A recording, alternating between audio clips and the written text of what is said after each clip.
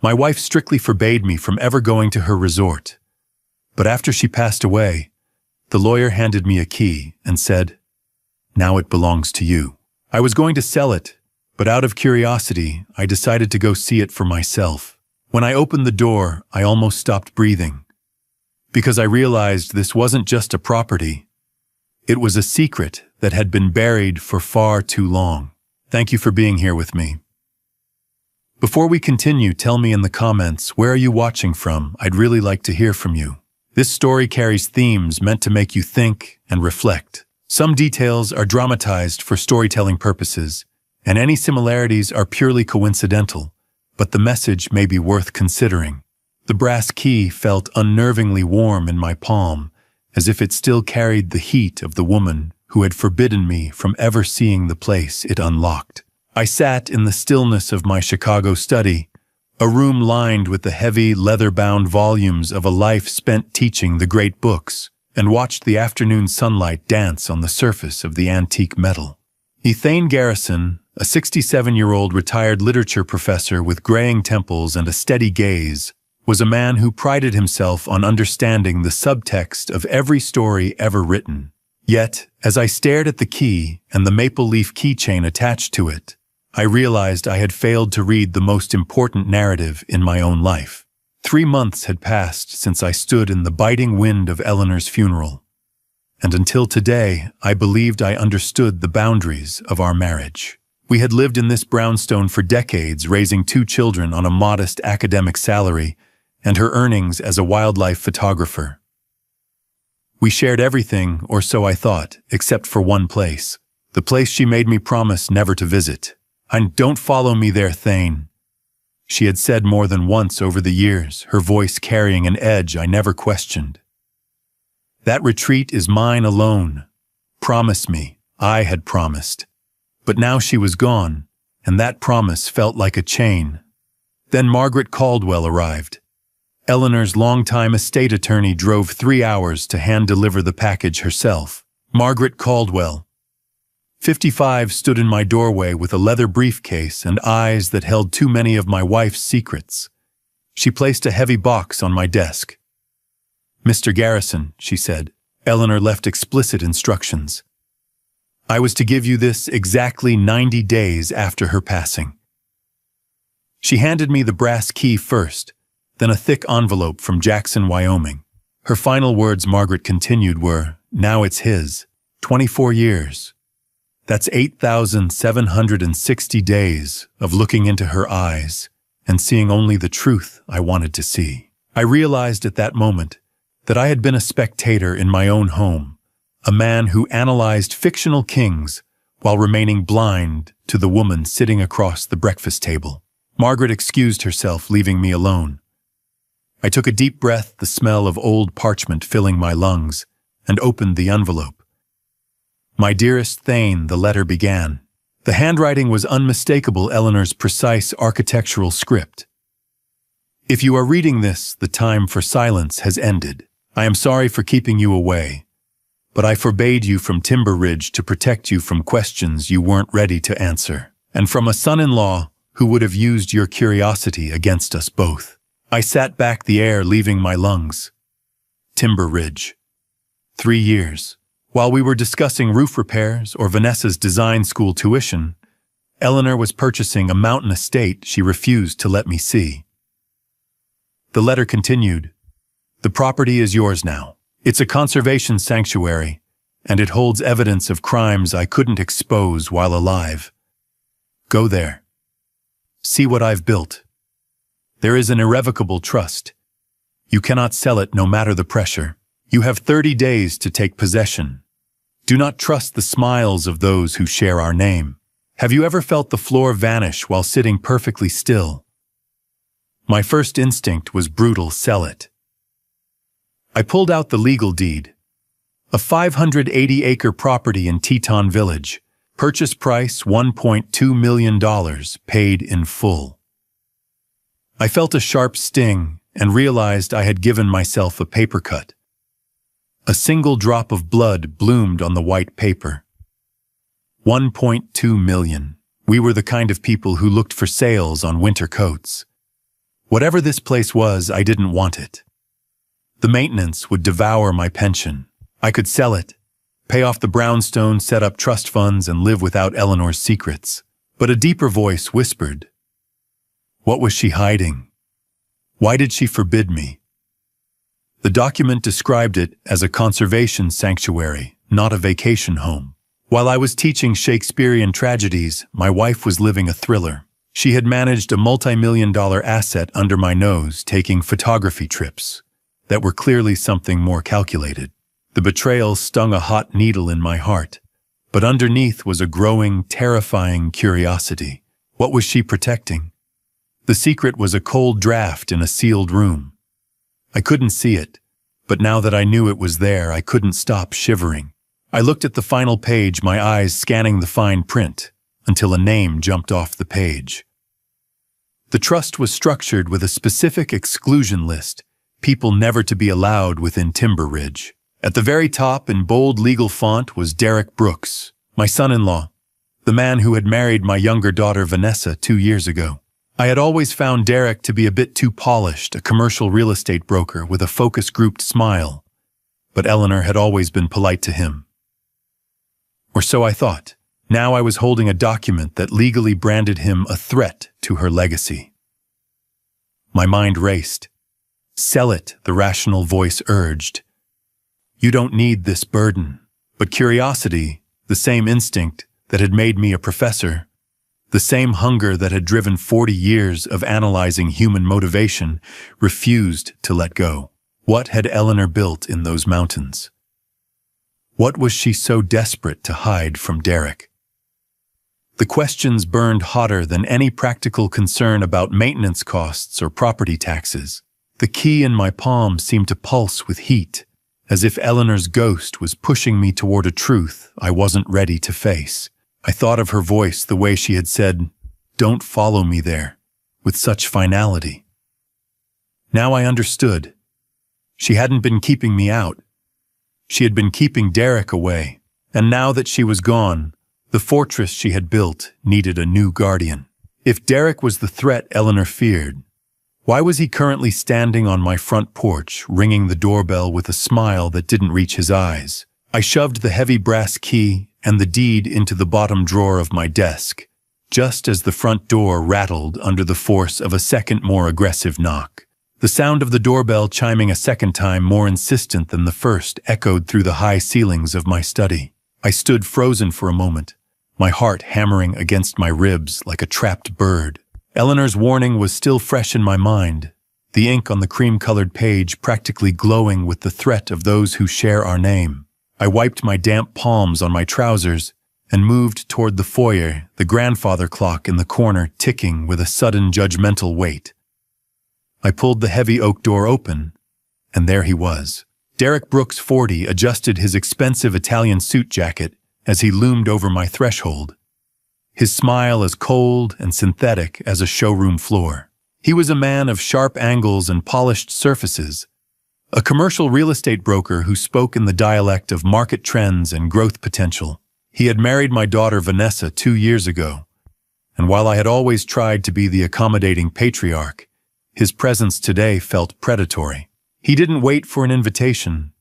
He simply stepped into the warmth of the hall, shaking off a few stray flakes of Chicago snow from his cashmere overcoat. "Thane," he said, his voice dropping into that performative baritone he used for closing deals.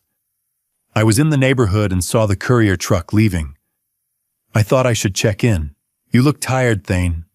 Let me take some of the legal burden off your plate. I know Eleanor's estate is a mess of paperwork." I felt a surge of protective instinct so sharp it was almost physical. How do you tell the man who married your daughter that you know he is a vulture, without giving away the fact that you are holding the meat? I knew Derek was sharp, but the speed at which he had appeared after the delivery suggested he wasn't just guessing. He had been tracking the Jackson law firm's mailings, waiting for the 90-day clock to run out. I forced a weary smile, the kind a grieving widower was expected to wear. "I have everything under control, Derek." Eleanor was nothing if not organized. The package was just some old correspondence regarding her equipment insurance, Nothing for you to worry about. Derek's eyes flickered toward my study, a hungry, analytical gaze that searched for the box I had hidden. He mentioned a developer friend of his, a man looking for distressed mountain properties, and suggested that if Eleanor had any dead weight in her portfolio, he could facilitate a quick sale. I ushered him back toward the door, lying through my teeth about an early morning flight I had to catch to visit an old colleague. It took another 10 minutes of his oily charm before he finally retreated to his black SUV, leaving me alone in a house that suddenly felt like a target. 48 hours later, the urban sprawl of Chicago was a world away, replaced by the jagged, unforgiving skyline of the Teton Range. I had picked up a rugged rental SUV at the Jackson Hole Airport, the heavy brass key sitting like a hot coal in my pocket. The drive started under a deceptively clear sky, but as I moved deeper toward Teton Village, the weather turned with a violent suddenness that felt personal. Then the road vanished. Not metaphorically. The world simply turned into a swirling, blinding sheet of static. A sudden blizzard swept across the valley, turning the asphalt into a skating rink and the air into a wall of white. The steering wheel vibrated in my grip as the wind tried to shove the vehicle into the ditch. I was alone on a high-altitude road, fighting a storm that felt as though it were guarding the secrets Eleanor had left behind. I realized then that Timber Ridge wasn't just remote.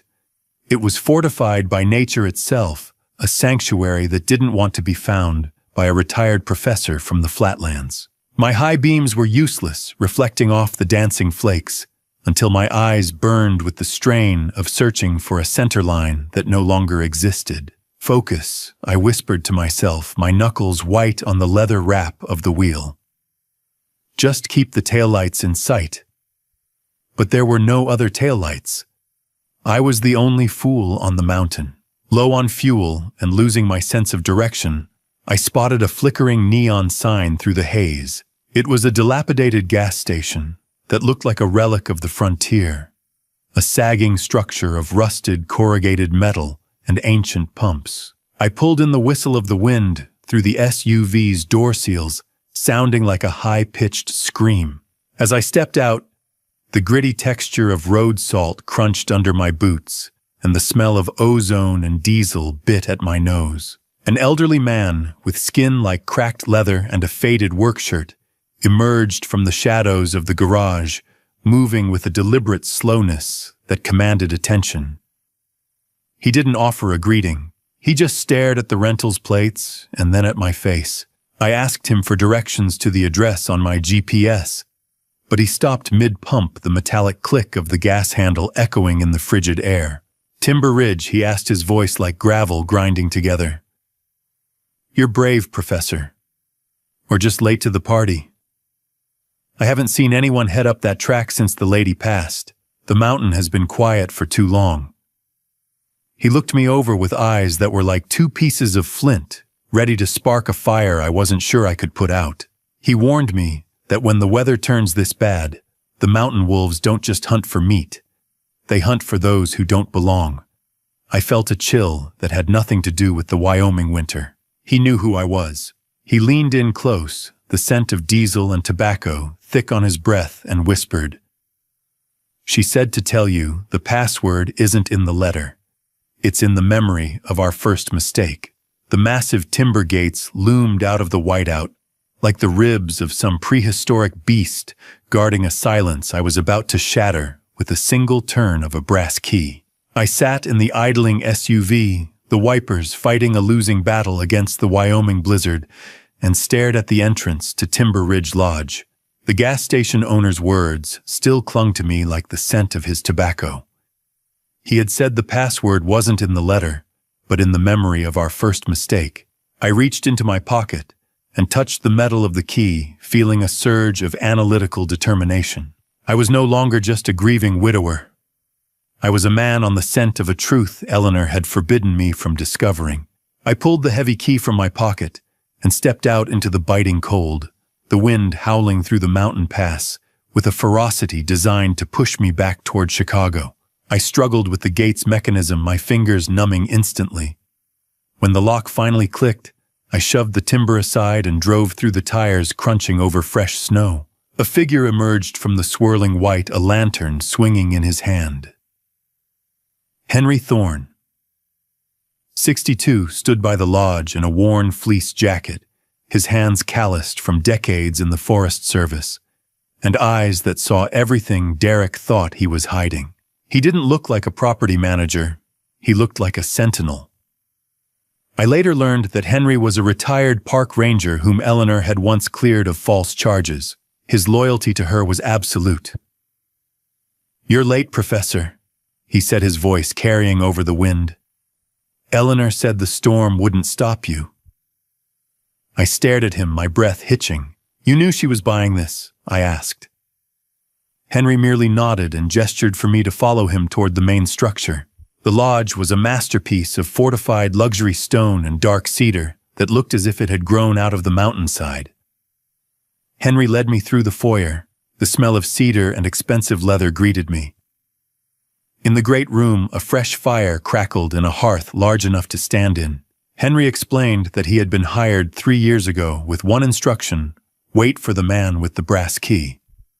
"She didn't just build a home, Thane," he said. "She built a fortress." We reached a heavy door at the end of the wing. Henry unlocked it and stepped aside. "This was her space," he said. The moment I stepped through that door, my breath caught in my throat. The room wasn't just a studio, it was a command center.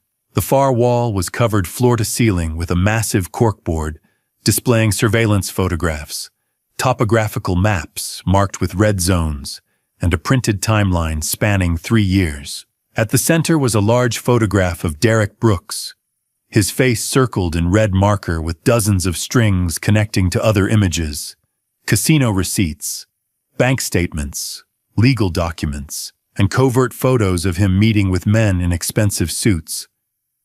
My legs felt weak. This wasn't a photography retreat.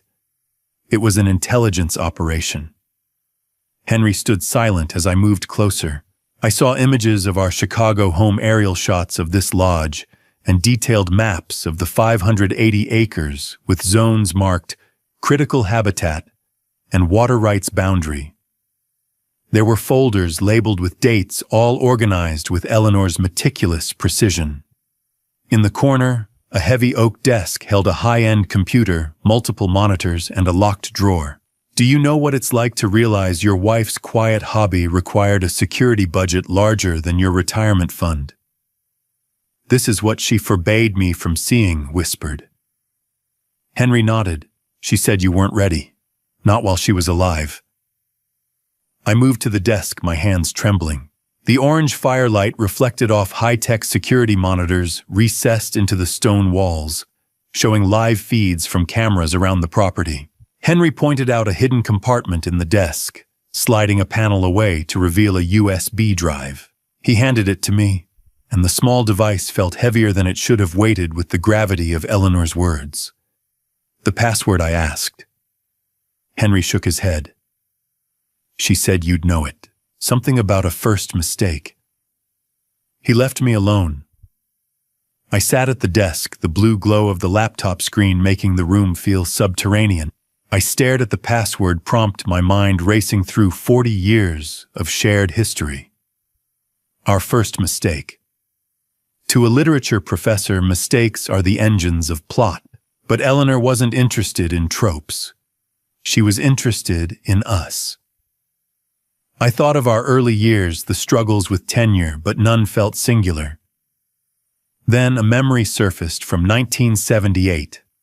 Our honeymoon. I had tried to save money by booking a cheap motel on the outskirts of Niagara Falls. It was a disastrous, crumbling place called the Alibi. We had spent 6 frantic hours convinced we had lost our wedding rings down a rusted drain, only to find them tucked inside a glove box. The motel was called the Alibi. How fitting. My entire life had become an alibi for a woman I never truly knew. I typed the date followed by the name 0612788ALIBI. The drive opened with a soft, digital chime. On the screen, 52 folders appeared, each labeled by week. I felt a cold sweat break out on my neck. She had planned for an entire year of my life without her. I clicked on the first folder, my finger hovering over the mouse as if it were a trigger. The video file was timestamped to play only once, a final safeguard, proving Eleanor knew exactly when I would arrive. The video flickered to life, and there she was. Eleanor Garrison, 64, appeared on the laptop screen with the vibrant energy of her pre-cancer days. Her camera-ready smile masking the tactical genius she had hidden from her husband for decades. She was vibrant and healthy, leaning toward the camera with a look that told me my life in Chicago was officially over. My heart thrashed against my ribs as I looked into her eyes, seeing a fire there that I had never recognized when she was alive. The sound of Eleanor's voice captured a year ago filled the library like a haunting melody. I sat frozen as her image on the screen breathed a life that was no longer hers. Her eyes bright with a secret intelligence I was only beginning to grasp. I didn't even have time to wipe the tears from my eyes before the crunch of heavy tires on frozen gravel signaled that the wolves the old man warned me about had finally found the gate. The transition from the warmth of Eleanor's digital presence to the cold reality of an intrusion was violent. I hurriedly paused the video, the image of my wife's smile lingering before the screen went black. I closed the laptop with a snap that felt like a betrayal. Through the library window, I watched a sleek black SUV come to a halt in the driveway, its polished surface a dark stain against the pristine Wyoming snow. I knew that vehicle. More importantly, I knew the people inside. Derek Brooks emerged first, adjusting his coat with a practiced arrogance that even a blizzard couldn't dampen. Behind him came my daughter. Vanessa Garrison Brooks, 35, stepped out with a designer handbag clutched tight against her chest. Her eyes darting toward Derek, as if checking for permission to speak. They shouldn't have been here. There was no way they could have known about this property through public records so quickly. They had followed me. Derek had likely placed a tracker on my rental or monitored my flight patterns the moment I left Chicago. From the shadows of the porch, Henry Thorne appeared, his hand resting near his belt. He caught my eye through the glass, a silent query etched into his weathered features. Should I send them back? I took a steadying breath. No, Henry. Let them in. It's time to see their hands. Why is it that the people who claim to love you the most are always the first ones to tell you that you've lost your mind? As I walked into the great room to meet them, I could already hear Derek's voice booming an artificial warmth that didn't reach the rafters. The fire crackled in the hearth, but the orange light felt weak against the predatory energy Derek brought into the house. He didn't wait for a greeting. He began walking the perimeter, his eyes scanning the high ceilings and custom stonework, like a surveyor standing over a fresh grave. Vanessa remained by the heavy front door, her fingers twisting the strap of her handbag with frantic energy. She looked smaller here, swallowed by the vastness of the sanctuary Eleanor had built. Dad, she started, her voice thin and brittle. You shouldn't be here alone. It's dangerous, and Eleanor. She wasn't herself when she did this. She was sick, Dad. Confused. I looked past her to Derek, who was now running a finger along a mahogany bookshelf. I've never felt more at home, Vanessa, I said, my voice sounding like gravel, and your mother knew exactly where I belonged. But even as I said those words, a small voice whispered doubts. What was I doing here? A 67-year-old widower playing caretaker to a fortress I didn't understand, in a wilderness that would cost a fortune to maintain. Maybe Vanessa was right. Maybe this was dangerous. Maybe the smart thing was to sell and let someone else carry Eleanor's burden. Derek turned, then the flickering orange light reflected in his glasses. He didn't offer condolences. Instead, he reached into his coat and produced a thick leather portfolio, dropping it onto the coffee table with a heavy thud that echoed through the lodge. The fire popped a sharp crack of pine like a gunshot. I didn't touch the portfolio. I could smell the corporate ink from where I stood, mixed with his expensive cologne and the wood smoke. It's a buyout offer. Thane Derek set his tone, shifting into the smooth register of a closer. $28 million, Golden Peak Development. They want the land for a private resort. He framed the sanctuary as a financial sinkhole, a sentimental trap Eleanor had constructed in her final delusional months. He spoke of taxes, maintenance, and the impossibility of an aging professor managing 500 acres of wilderness. Think of the security, Thane, he continued. You can go back to Chicago and never worry about a leaking roof again. Set up trust funds for the grandchildren. Live comfortably. Eleanor would have wanted that for you. You sign the intent to sell, and we handle the legal mess. If you wait past the 30-day clause, the courts will get involved. It will get messy. For a moment, I hesitated. The rational part of my brain whispered that Derek might be right. What did I know about managing a conservation sanctuary? What did I know about Wyoming winters or property taxes on 580 acres? I was a literature professor, not a wilderness guardian. $28 million. That was real security. Real safety. I could sell it, honor Eleanor's memory in other ways, and spare myself the burden of a secret I barely understood. But then I looked at Derek's face. I saw the hunger there, the predatory gleam that had nothing to do with concern for my welfare. And I remembered Eleanor's letter. Do not trust the smiles of those who share our name. I felt a cold fury rising within me, burning away the doubt. This land isn't for sale, Derek, I said, my voice steady. Not for 28 million, and not for a cent more. Derek's smile faltered. He took a step closer, the synthetic perfection finally beginning to fray. He revealed then that he hadn't just fielded an offer. He had been in contact with Golden Peak for months. He had been negotiating the price of this soil while Eleanor was still breathing, while she was sitting in our Chicago home planning my future. The betrayal was so absolute it was almost beautiful in its purity. Derek leaned forward, his voice dropping to a dangerous whisper that made the distant howl of the wind through the eaves sound like a choir. You think that trust is a shield? Thane, he asked, his shadow stretching long across the floor. By the end of the week, I'll have a judge convinced it's your coffin. I'll have you declared incompetent before you can watch the next video. The silence that followed the slamming of the front door was more violent than Derek's threats. A heavy, suffocating weight that smelled of ozone and broken trust.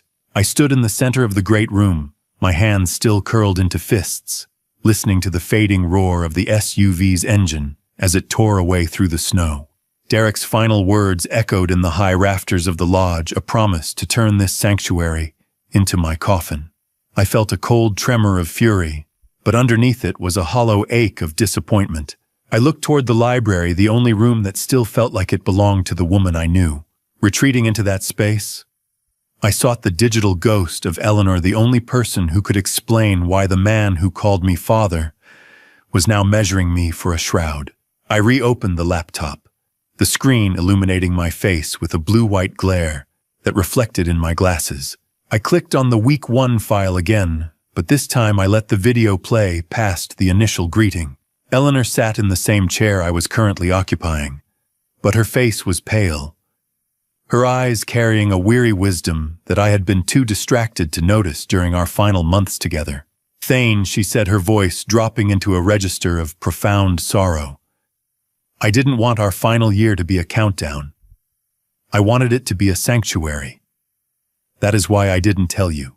I have stage 3 ovarian cancer. I've had it for 18 months. The room seemed to tilt. 18 months. She carried a death sentence in her purse for 547 days, while I complained about the price of gas and wondered why she was taking so many photography trips to the West. Those trips weren't for the light or the wildlife. They were for aggressive treatments in specialized clinics and for the secret construction of this very house. She tearfully asked for my forgiveness, explaining that she needed me to remember her as a vibrant wife, not a fading patient.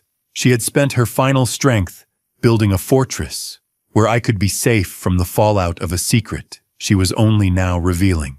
Eleanor's expression on the screen shifted from grief to a cold, tactical hardness. But it isn't just the disease I was hiding from you, Thane. It's Derek. She revealed that she hadn't just discovered Derek's financial ruin. She had actively monitored it. Derek is a gambler who has lost his soul, she said, and he will try to take yours next. She explained that she had intercepted emails proving Derek owed over $800,000 to underground gambling syndicates, dangerous men who didn't care about family ties or legal freezes. Then came the twist that made my blood run cold. She didn't just find his debt. She had used a shell company to buy a portion of it. She was literally Derek's creditor, holding the collectors at bay just long enough to ensure this lodge was finished and the trust was ironclad. She knew that once she was gone, Derek would view me as the final obstacle to his payout. He's not just greedy, my love. He's cornered. And a cornered man is capable of unthinkable accidents. Check the third drawer of the darkroom desk. I left you a roadmap of his sins. Would you have the strength to let the person you love most believe a lie, just to give them one last year of peace? I sat in the dark for a long time after the video ended, the static hiss of the audio still humming in my ears. I felt small, a man who had lived in a fictional world of books while my wife was playing a high-stakes game of survival. I eventually found the strength to walk to the darkroom.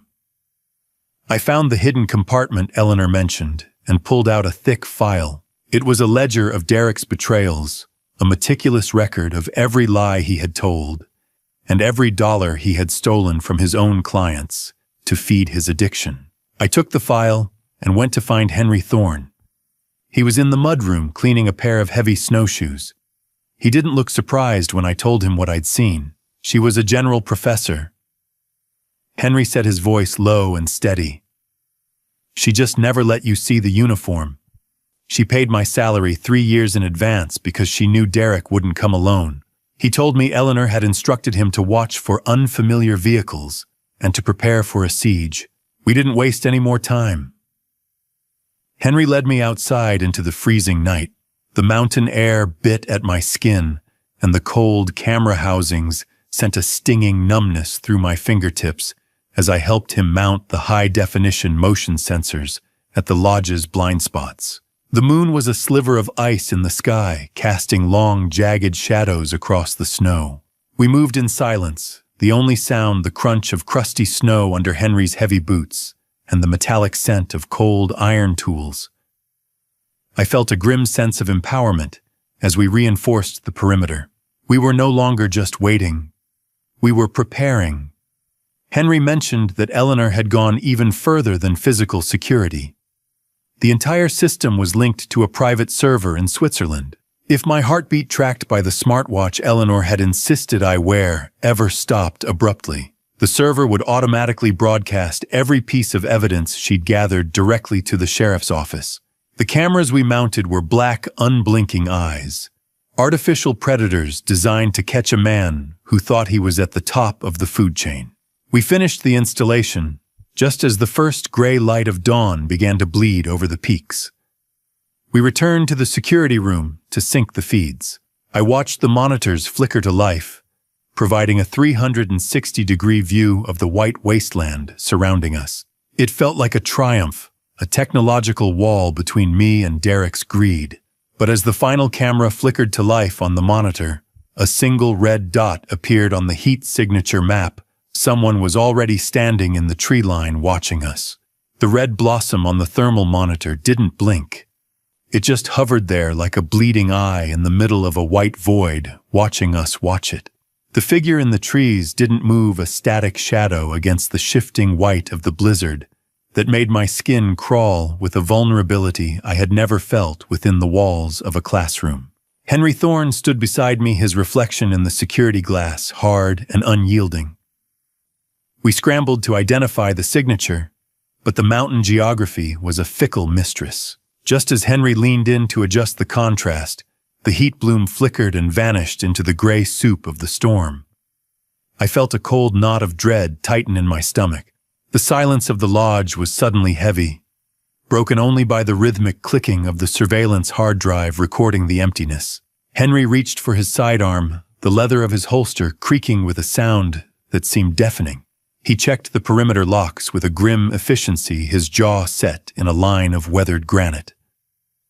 "Don't go out there, Henry," I whispered, my voice sounding thin even to my own ears. "That's exactly what they want. They want us scattered." Henry didn't look back as he checked the deadbolt on the mudroom door. "I'm not going to let them touch this house, Thane," he grunted. "Not after what she paid for it. We spent the night in shifts, a weary professor and an old ranger guarding a fortress that felt increasingly like a cage. I sat in the darkened security room, watching the monitors until the pixels seemed to burn into my retinas. I kept thinking about the heat signature. It had been so perfectly placed, so still. It was only later, when the adrenaline had subsided into a cold, analytical thrum, that the truth began to take shape. The signature wasn't a person standing still.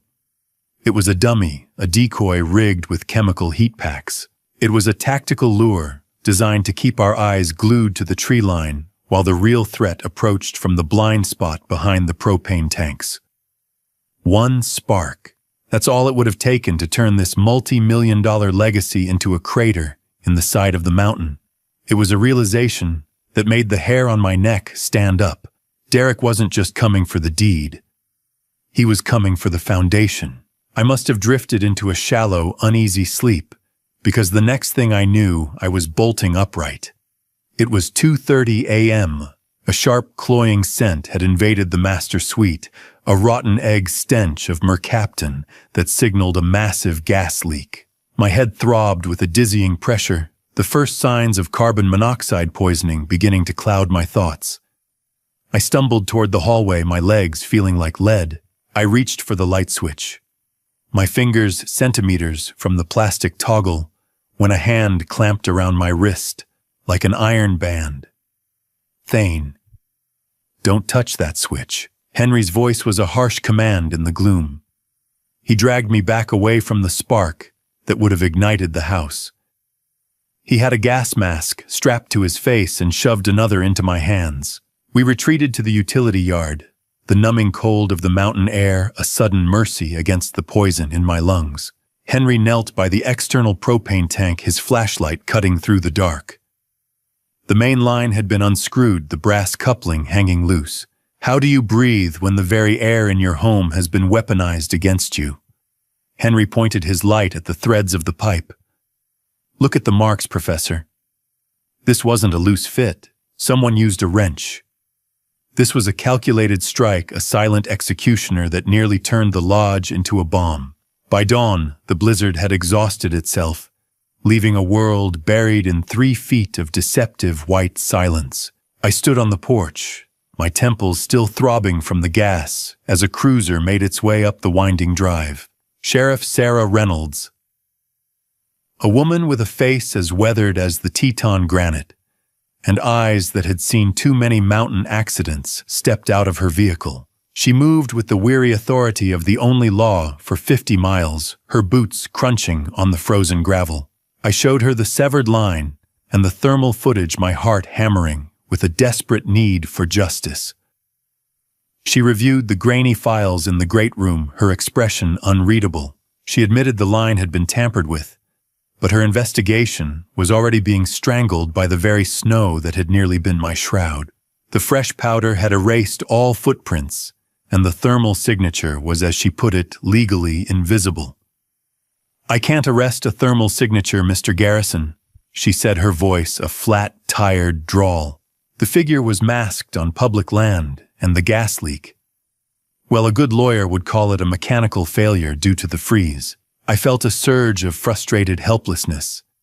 "So I'm supposed to just wait for the next spark to finish the job?" I demanded, the anger finally breaking through my analytical shell. Sheriff Reynolds looked at me then, and for the first time her professional mask slipped.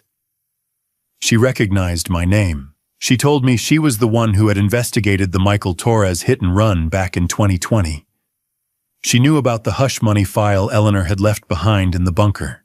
It was a revelation that hit me harder than the cold. My wife hadn't just built a house. She had built a web of influence and debt that reached into the very heart of the local law. Trust the police, they say. But what do you do when the law requires a body before it can provide a shield? Reynolds didn't offer a solution. She offered a warning. She paused at her cruiser, the engine idling in the cold morning air. She looked back at me with eyes full of a pity that felt like a death sentence. "Thane, if you stay here, you aren't a trustee," she said, her voice barely audible over the wind. "You're just a target in a very expensive shooting gallery." She pulled away, leaving me alone with Henry and the ghosts of Eleanor's secrets, the mountain looming above us like a silent witness to a crime that hadn't finished happening yet. I watched the sheriff's taillights bleed into the falling snow like two fading embers, leaving me in a house that had tried to breathe fire into my lungs just hours before. The bluish tint of the morning light on the snow offered a deceptive tranquility, a sharp contrast to the metallic taste of adrenaline that still coated the back of my throat. I retreated into the kitchen, the heavy silence of the lodge broken only by the low, indifferent hum of the refrigerator. I stood there for a long time, staring at the phone in my hand. It felt like a lifeline to a world I no longer recognized. My hands were still trembling, a fine, persistent vibration that reached up into my forearms as I dialed the number for my son. My son, Ethan Garrison, 38, spoke with the rapid-fire intensity of a man who spent more time with data and mountain lions than people, his voice cracking through the Montana cell service. He didn't ask how I was. He had heard through the university grapevine about Eleanor's secret Wyoming purchase, and his mind was already miles ahead of the pleasantries. "Dad, you have no idea what you're sitting on?" he said, his words tripping over each other. "I've been looking at the topographical surveys of that region for years. That 580 acres isn't just a scenic view. It's a critical migratory corridor for the Canada lynx. It's a biological bottleneck. Is it possible for a man to fall in love with his wife all over again?"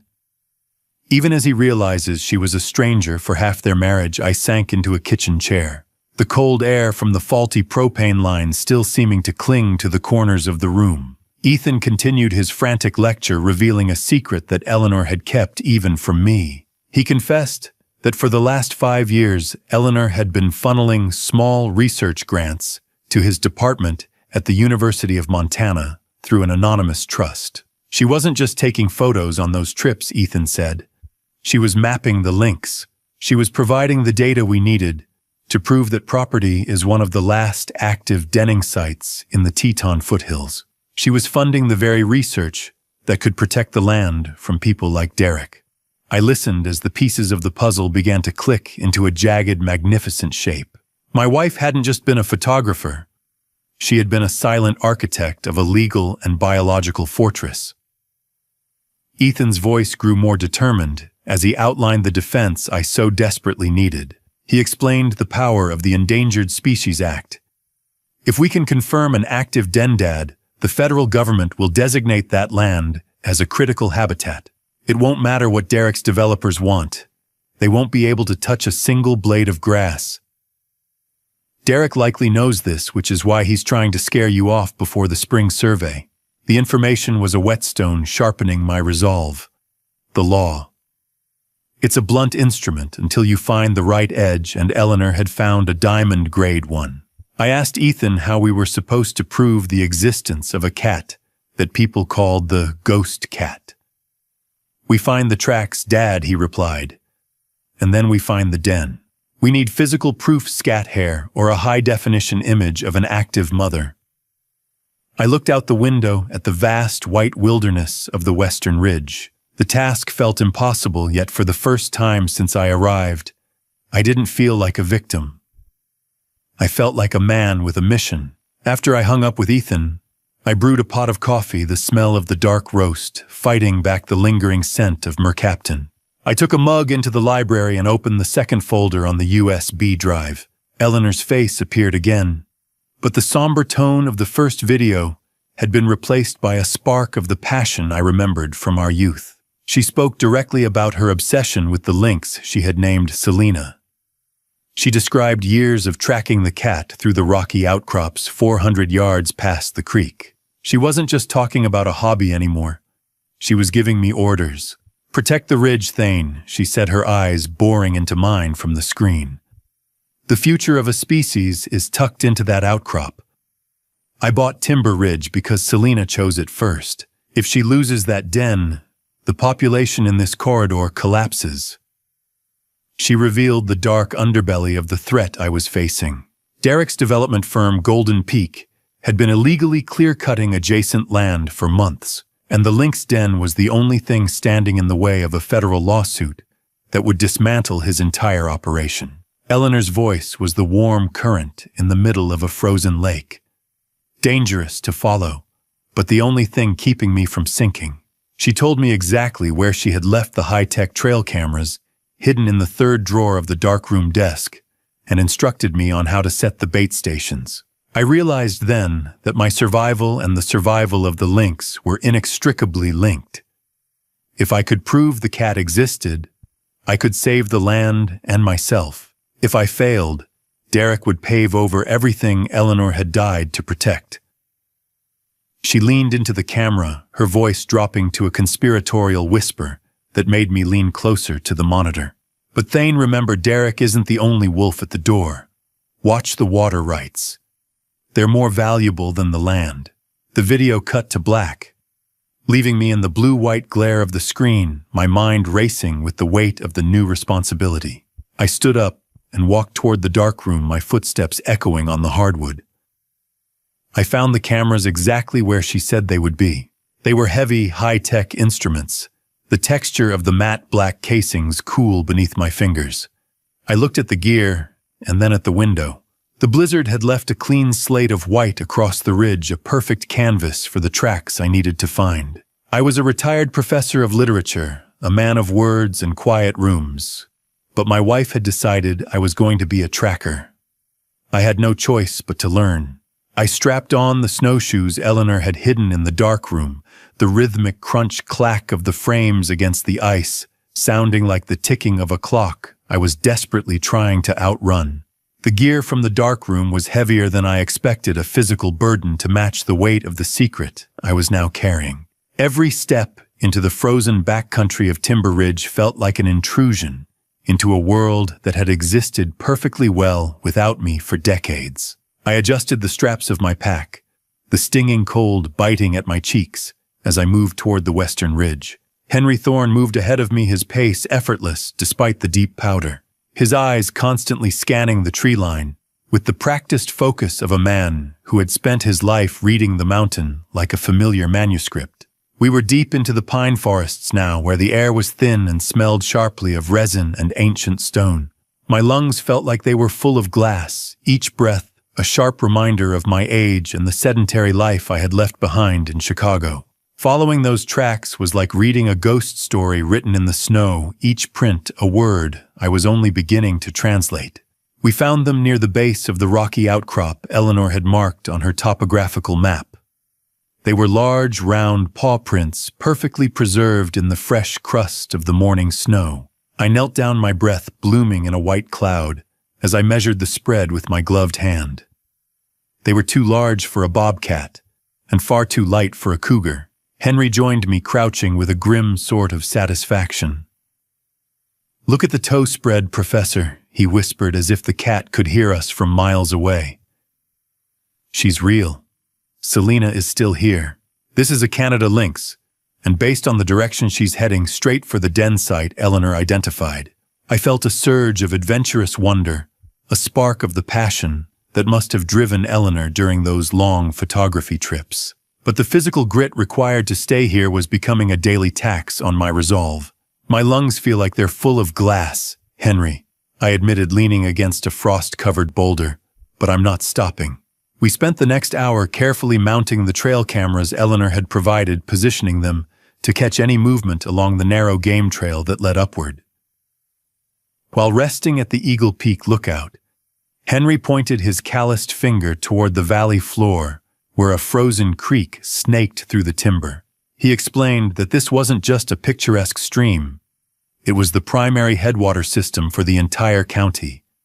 Timber Ridge holds the senior water rights, Thane, he said, his voice hard. Eleanor fought like a cornered wolf to keep that detail out of the initial property assessment.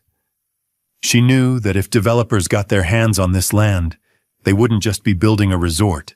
They'd be seizing control of the water to facilitate fracking on the adjacent federal lands. The land is the skin, Thane. The water rights are the blood.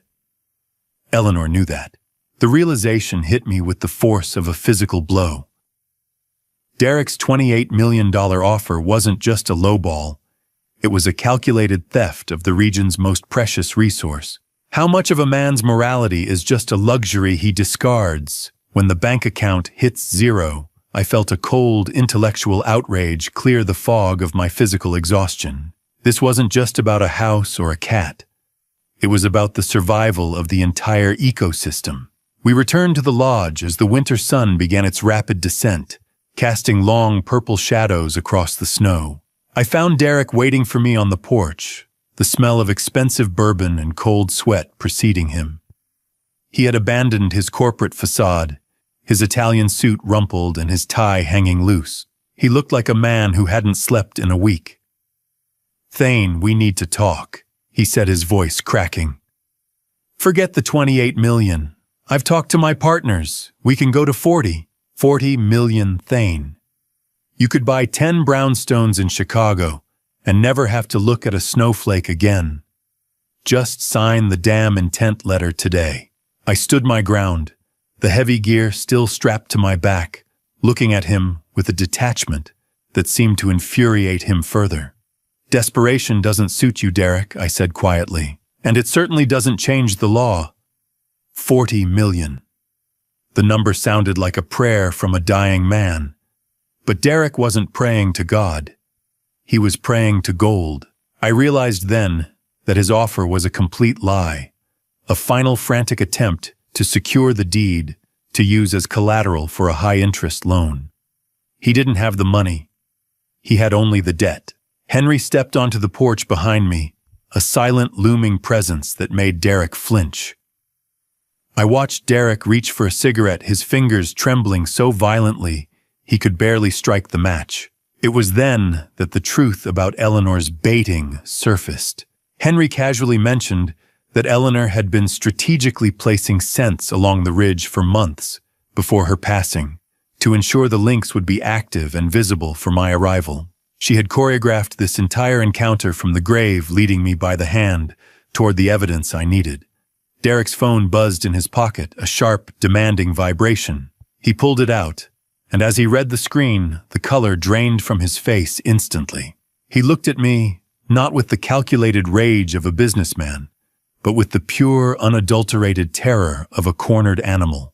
Whatever was in that text message had stripped away the last of his pretenses. He didn't say another word, nearly stumbling, as he scrambled back to his SUV and tore out of the driveway, leaving a spray of gravel and slush in his wake. I stood on the porch, the silence of the mountain returning, but the air felt heavier now, charged with the approaching legal storm.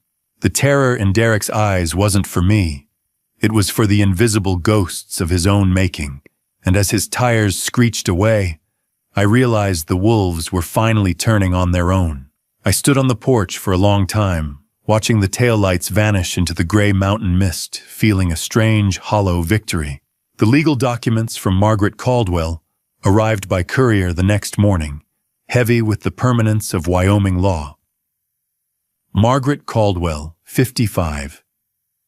The garrison's estate attorney walked into the great room with a leather briefcase that seemed to weigh more than she did, her sharp eyes scanning the lodge for any sign of Derek. She was a woman who spoke in the precise, unyielding language of statutes and precedents. She sat me down and spread the finalized trust documents across the oak table like a general laying out a battle map. "You're not just a homeowner anymore, Thane," she said, her voice echoing in the high rafters. "You're a sovereign protector. The 30-day transfer freeze has expired. You are now the absolute lifetime trustee." She then pointed to a specific paragraph that Eleanor had insisted upon, the moral turpitude clause. "If Derek is ever convicted of a felony, He is legally severed from any potential future inheritance through Vanessa. Eleanor didn't just build a house, Margaret whispered. She built a legal fortress. How many men get to stand at the edge of their own lives and see the legal walls rising to protect them? I felt a profound sense of strategic relief. Margaret left me with a firm handshake and a warning to keep the gates locked. What followed was a 7-week vigil, a montage of days that blurred together in a quiet, snowy haze. I adhered strictly to Eleanor's schedule, watching one video every Sunday, like a sacred ritual. I spent my days cataloging the local flora with Henry and Ethan, who began visiting more frequently, his rugged presence a comfort in the isolation. We set up tracking stations and monitored the game trails, finding more evidence of Selena the lynx moving through the western ridge. But the absence of Derek was unnervingly quiet. He had vanished from the property, but his shadow remained. Desperate men don't just disappear, I told Henry one afternoon while we were checking the perimeter. Henry adjusted his cap, his eyes scanning the tree line. Enjoy the silence while it lasts, Professor. The storm is just catching its breath. Then came the silence. 49 days of it. A quiet so deep I could hear the mountain breathing. Every morning I woke up and wondered if today would be the day the other shoe dropped. I became hyper-aware of every sound, the settling of the timber, the whistle of the wind, the rhythmic ticking of the clock in the library. I was a man living in a suspense novel of my own wife's design. I realized that Eleanor had timed everything with the precision of a Swiss watch. She knew exactly how long it would take for Derek's creditors to lose patience. In a midweek video, she revealed a staggering detail. She had already prepaid Derek's gambling creditors for an additional 60 days through an anonymous account. She had bought me time, ensuring Derek stayed focused on the lodge instead of vanishing into the wind before she could trap him. It was a terrifying level of foresight. I felt a chill that had nothing to do with the Wyoming winter. I was the bait, and she was the hunter, even from the grave. Day 49 finally arrived. I sat in the library, the flickering screen of the laptop casting long shadows against the bookshelves. I opened the folder marked Week 7. Eleanor appeared on the screen, visibly thinner now, her skin like pale parchment, but her eyes were sharp, glowing with a fierce, final intelligence. She didn't waste time with pleasantries. She warned me that Derek was likely moving into his final phase, planning an industrial accident, or perhaps a mental health intervention, to strip my power. It's time, Thane, she said. The code is 091545. Our beginning is the end of his lies. Go down, Thane. See what he's been trying to hide from the world. The combination lock didn't just open a door. It unzipped the skin of our reality to show the bones beneath. I walked to the east wing into her old studio. I moved the books on the third shelf, just as she described, revealing a heavy steel keypad recessed into the wall. I entered our wedding anniversary, the date our life together truly began. The combination lock clicked, a heavy mechanical sound that seemed to vibrate through the floorboards. The bookshelf hissed as a hidden hydraulic system swung it wide, revealing a reinforced steel door. As the door swung open, the smell that wafted out wasn't of old paper or dust, but of sterile hospital air and a specific bitter chemical I hadn't smelled since the day Eleanor died. I stood on the threshold, my heart hammering against my ribs. The cold air rushing from the bunker felt like a physical hand pushing against my chest. I took a breath, the antiseptic scent stinging my nostrils. The Week 7 video had one last revelation that shattered what remained of my composure. Eleanor looked directly into the lens, a single tear tracking through the makeup she'd worn to hide her decline. Derek didn't wait for the cancer, Thane. He tried to poison my hospice medication. I swapped the vials. The proof is in the safe. I realized then that I wasn't just walking into a storage room. I was walking into a crime scene that had been preserved in ice for a year. I stepped into the darkness of the bunker, the flashlight beam cutting through the gloom like a scalpel, illuminating rows of filing cabinets and a small medical-grade refrigerator.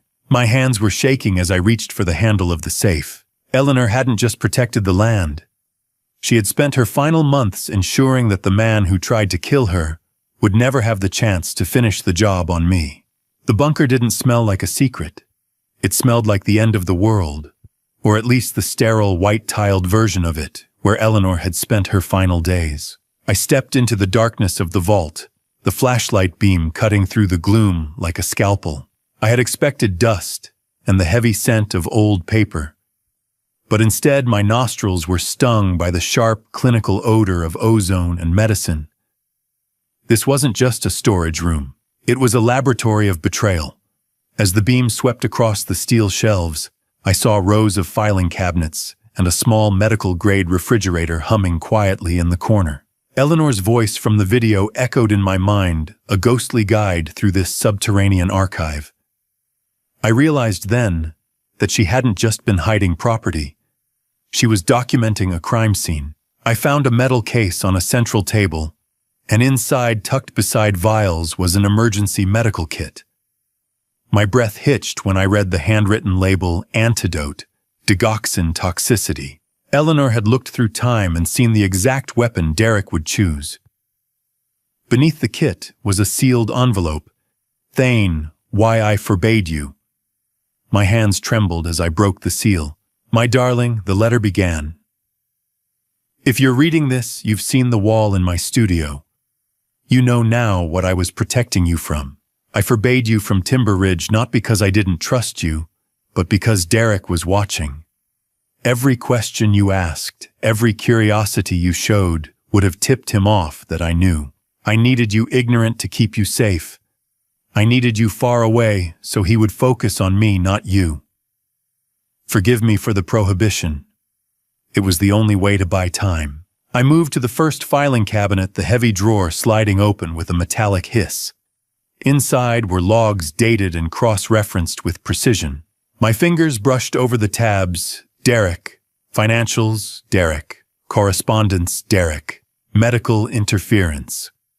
I pulled out medical interference and felt nausea wash over me. It contained the original hospice drugs that had been swapped out during Eleanor's final weeks.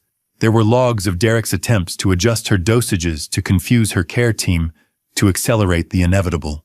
The bitter smell was explained by a note clipped to a glass jar. It was a chemical stabilizer Eleanor used to preserve the integrity of the tampered samples. Records. Not photos of mountains or cats, but logs of a man trying to kill my wife while I was busy teaching King Lear. I had spent my life analyzing tragic heroes, while a real monster was sitting at my dinner table pouring wine and asking about my syllabus. The weight of my ignorance felt like a physical blow. I emerged from the bunker at dawn, the gray light of a Wyoming morning bleeding over the peaks. I felt physically exhausted, my joints aching from the cold vault, but my mind vibrated with hyper-focused energy. I followed my standard morning routine with mechanical detachment. I brewed coffee, the smell of the beans failing to mask the phantom scent of the bunker's ozone. I stood at the kitchen island, staring out at the western ridge, searching for any sign of Selena. I checked the trail cam feed on my tablet, seeing only wind-blown pine branches. It was time for my blood pressure medication. I reached for the plastic pill organizer, the metallic click of the lid sounding unusually sharp. I failed to notice that the safety seal I usually kept across the Wednesday slot had been expertly disturbed, the plastic edge smoothed back with a surgical hand. Just another day, Thane, I whispered. Stay the course. I swallowed the pill with lukewarm coffee, unaware that I had just invited a silent executioner into my bloodstream. Have you ever wondered what the exact moment of a betrayal feels like? It's not a knife. It's a pill that tastes like nothing. Within 30 minutes, the world began to tilt. I was standing by the sink when the first yellow halos appeared, shimmering rings of light that pulsed at the edges of my vision. I tried to blink them away, but they only grew brighter, a sickly neon hue that turned the snowy landscape outside into a fever dream. Then the pressure started. My heart, usually a steady drum, began to thrash in my chest like a trapped bird. It wasn't a heart attack. It was an electrical siege, digoxin toxicity. The drug was forcing my heart into a rhythm it couldn't sustain. I tried to cry out for Henry, but my throat felt constricted, the muscles of my neck locking up. I reached for the wall-mounted phone, my fingers clawing at the wood, but the distance seemed to stretch into infinity. My legs buckled, and I hit the slate floor with a heavy thud that rattled my teeth.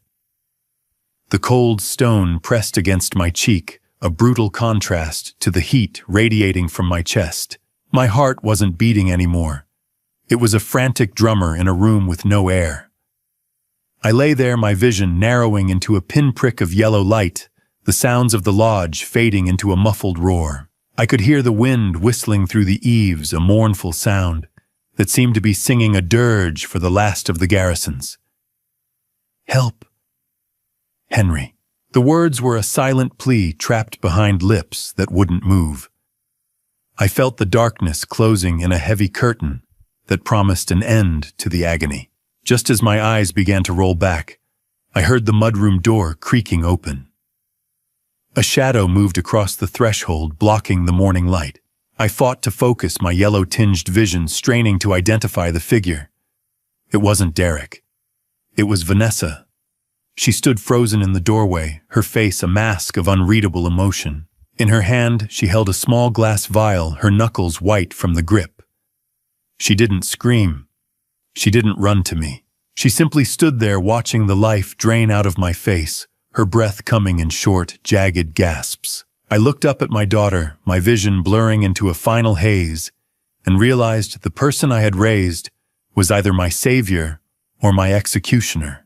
The darkness finally took me. The sound of the heart monitor was a rhythmic, artificial lie, telling me I was still alive when every fiber of my being felt like it had been turned to ash. I drifted in a sea of sterile white, the antiseptic sting of the hospital air burning my nostrils. Each high-pitched beep of the EKG was a needle prick in the silence, grounding me back to a reality I wasn't entirely sure I wanted to inhabit. My chest felt like it had been crushed under the weight of a mountain, a lingering, dull ache remaining where my heart had nearly given up its frantic dance. I remembered the cold slate of the kitchen floor, the yellow halos pulsing in my vision, and the image of Vanessa, my daughter, my flesh and blood. She had stood there in the doorway, a silent spectator to my extinction. I tried to swallow, but my throat was a desert, and the metallic taste of the hospital water I had been given earlier lingered on my tongue like copper. I struggled to open my eyes, the harsh fluorescent lights of St. John's Hospital in Jackson, feeling like an assault. A shadow moved near the door, a solid, familiar presence that didn't belong to a nurse. Henry Thorne was standing guard, his arms crossed over his chest, his expression as unreadable as Teton granite. When he saw me stir, he simply nodded. A silent sentinel acknowledging the battle wasn't over. Doctor. Bellamy, a specialist with a clinical detachment that didn't quite hide his concern, adjusted his stethoscope as he leaned over my chart. He explained that I had suffered from acute digoxin toxicity. The levels in my blood were catastrophic. He told me that I was lucky to have a heart that had spent 67 years stubbornly refusing to quit, because the dose would have killed a man with a weaker constitution. It wasn't a mistake, Doctor, I whispered, my voice a raspy shadow. I know exactly how many pills were in that organizer. I saw the look Henry and the doctor exchanged. Professor, you didn't just have a spell, Dr. Bellamy said. Someone invited a heart attack into your kitchen, a weak heart. That was their plan. Use the very organ that loved my daughter to stop my pulse. Henry waited until the doctor left to move closer. His voice was a rumbling baritone that barely carried past the curtain. He told me he had arrived at the lodge just as Vanessa was about to flee. She had been frozen, clutching a small glass vial, but the most chilling detail wasn't her presence. It was what she was holding. Henry revealed that Vanessa hadn't just watched me die. She was actually holding the emergency medical kit, the antidote Eleanor had prepared in the bunker. She had retrieved it, but she was too terrified of Derek's retribution to administer it. She was caught in the middle of a war, a daughter paralyzed by the monster she had married. Henry had secured the pill organizer and the remaining medication for forensic testing. He told me that Vanessa and Derek were currently at their residence, hiding behind lawyers and claiming to be too distraught to visit. It was a calculated move to avoid immediate questions they knew I would have if I ever woke up. Have you ever seen a recording of your own execution being planned? It's remarkably boring until you see the light catch the poison. She just stood there, Henry. I said the words catching in my dry throat. She didn't call 911. She just watched. Henry's eyes darkened, but he didn't offer empty platitudes. I've got the cameras running on high alert, Thane, he replied. We need to go back and see what the unblinking eyes caught. Against every bit of medical advice, Doctor Bellamy could muster, I demanded to be discharged. I couldn't stay in a bed while the man who tried to kill me was walking free. I signed the waivers with a shaky hand, the pen feeling like a lead weight. 6 hours later, I was back at the lodge, the familiar scent of cedar and wood smoke doing little to calm the storm inside me. Henry and I retreated to the surveillance room, the cold hum of the security monitors the only sound in the cramped space. We began to scrub through the footage from Derek's last visit, the one where he had pretended to offer me a $40 million buyout. We watched his every move in high definition, a pixelated ghost haunting my halls. There, I said, pointing at the screen, stop the frame. We found a 90-second gap where Derek had excused himself to the master suite. We zoomed in, the image graining but remaining clear enough to see the truth. Derek was palming a small vial. He entered the bathroom where I kept my medication, and when he exited, his face was briefly illuminated by the vanity light. He had a cold, triumphant smirk, a look of pure, predatory satisfaction. He's not even trying to hide it from the house, Henry muttered. Only from you. Derek on the screen was a parasite in a three-piece suit, finally caught in the light of the very sanctuary he wanted to burn. As we watched the footage again, we noticed something we had missed in our initial fury. Derek wasn't alone in the master suite. He was on a speakerphone call. The high-end microphones Eleanor had installed picked up a muffled voice on the other end. It was unmistakably a man's voice, sharp and demanding, giving Derek instructions on how to frame the accident. It wasn't just Derek. He was being coached, a desperate debtor taking orders from a master. I realized then that Derek wasn't the architect of this murder attempt. He was just a desperate subcontractor for someone much more powerful. The vindication was sweet, but it was tempered by a new, colder fear. I wasn't just fighting my son-in-law. I was fighting the ghosts of a gambling syndicate that viewed Timber Ridge as their ultimate prize. I watched the screen as Derek smoothed his hair and walked back to the great room, ready to play the part of the concerned family man. And I felt a righteous fury that finally burned away the last traces of the poison. The legal notice arrived before I could even finish saving the video files to the cloud. It didn't arrive with a knock or a polite request for signature. It was pinned to my heavy oak door with the cold precision of a taxidermist's needle, a white sheet of paper that screamed my own name back at me like a threat. I pulled it free, the staple leaving a jagged scar in the wood, and felt a cold tremor of realization. This was Derek's preemptive strike. I had barely stepped out of the hospital, yet he was already moving to silence me. The header of the document read, "Petition for Emergency Conservatorship." My eyes scanned the legalese, each word a poison-tipped arrow aimed at my autonomy. The entry twist hit me harder than the cardiac failure ever could. The petition wasn't just signed by Derek's high-priced firm. It was co-signed by Vanessa. My own daughter had put her name to a document alleging that I was suffering from grief-induced dementia and paranoid delusions. She was testifying in ink that my claims of being poisoned were nothing more than the hallucinations of a broken mind.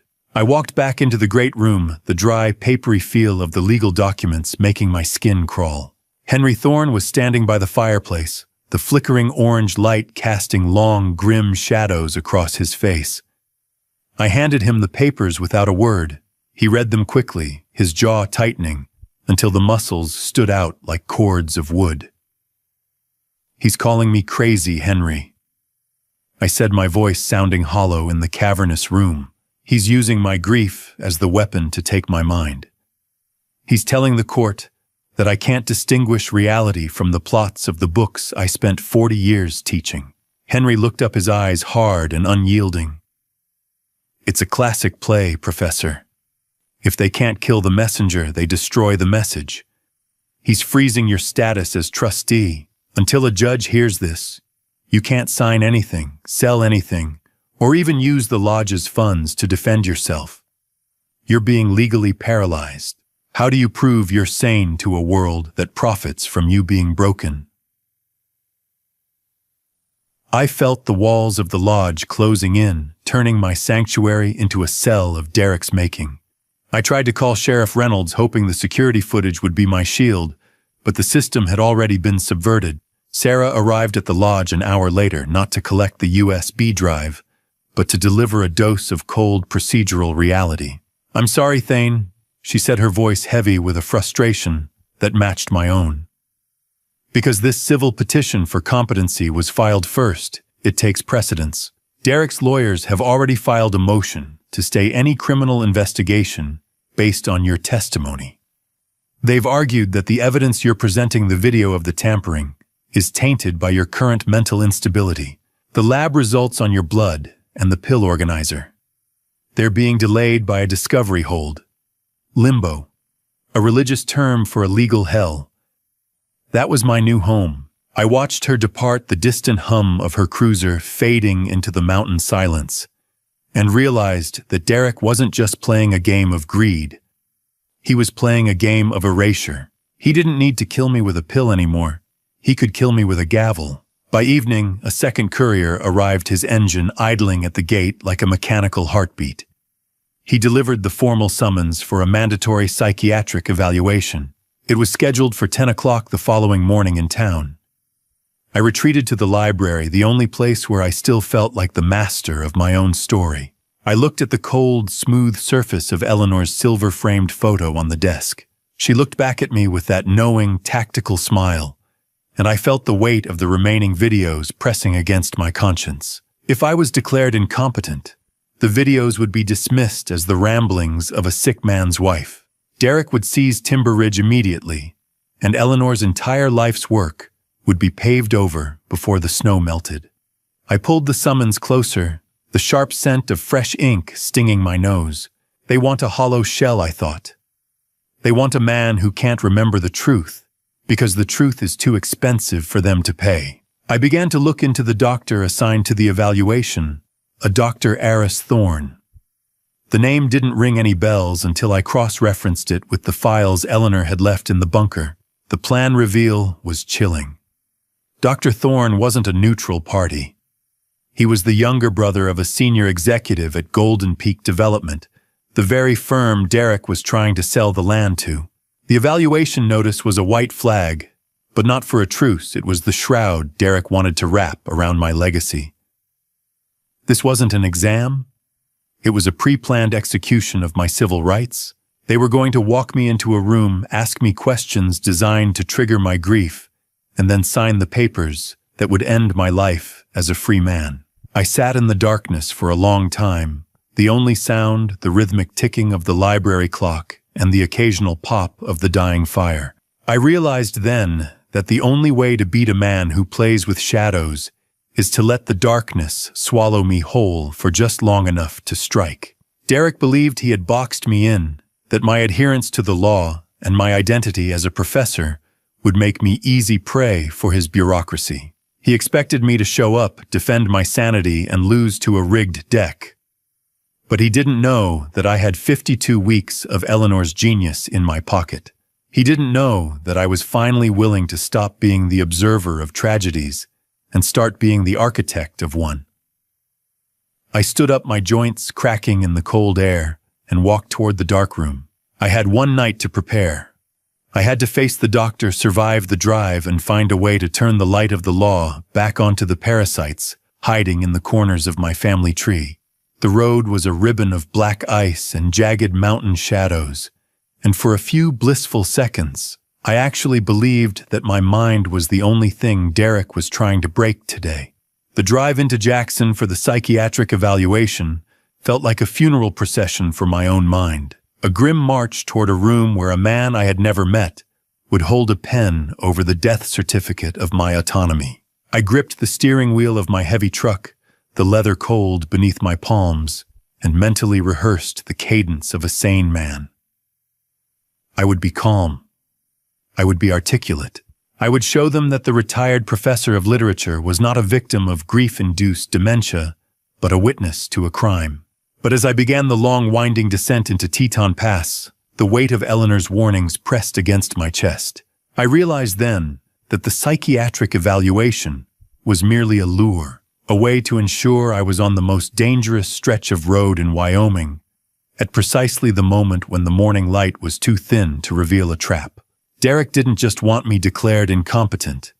He wanted me erased from the equation entirely. The grade increased to 10%, the truck gaining momentum, as the road curved sharply toward a sheer drop. I tapped the brakes to maintain my line, but the pedal offered no resistance. It didn't feel spongy or worn. It simply sank effortlessly to the floorboards, a hollow gesture of control in a world that had suddenly lost its friction. Nothing. No pressure. No friction. Just the floorboard meeting my boot, and the speedometer climbing towards 60.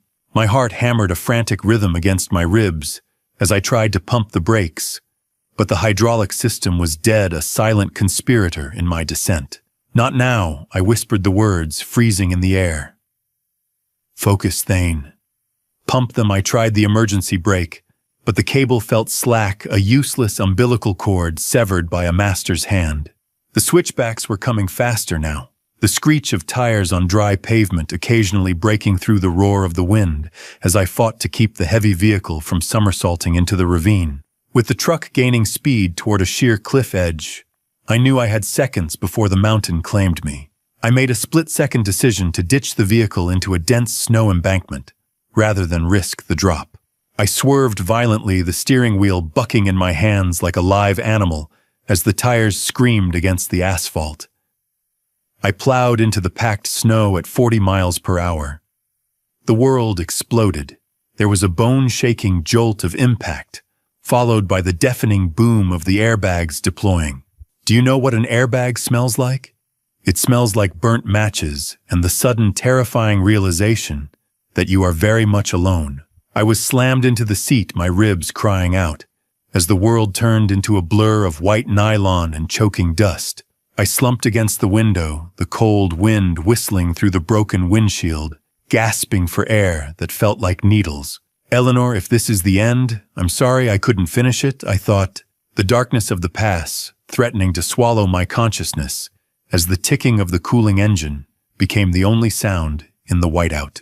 I don't know how long I sat there before a passing motorist found me. By the afternoon, I was standing in a local mechanic shop in Jackson, my body a map of bruises, but my mind sharper than it had been in years.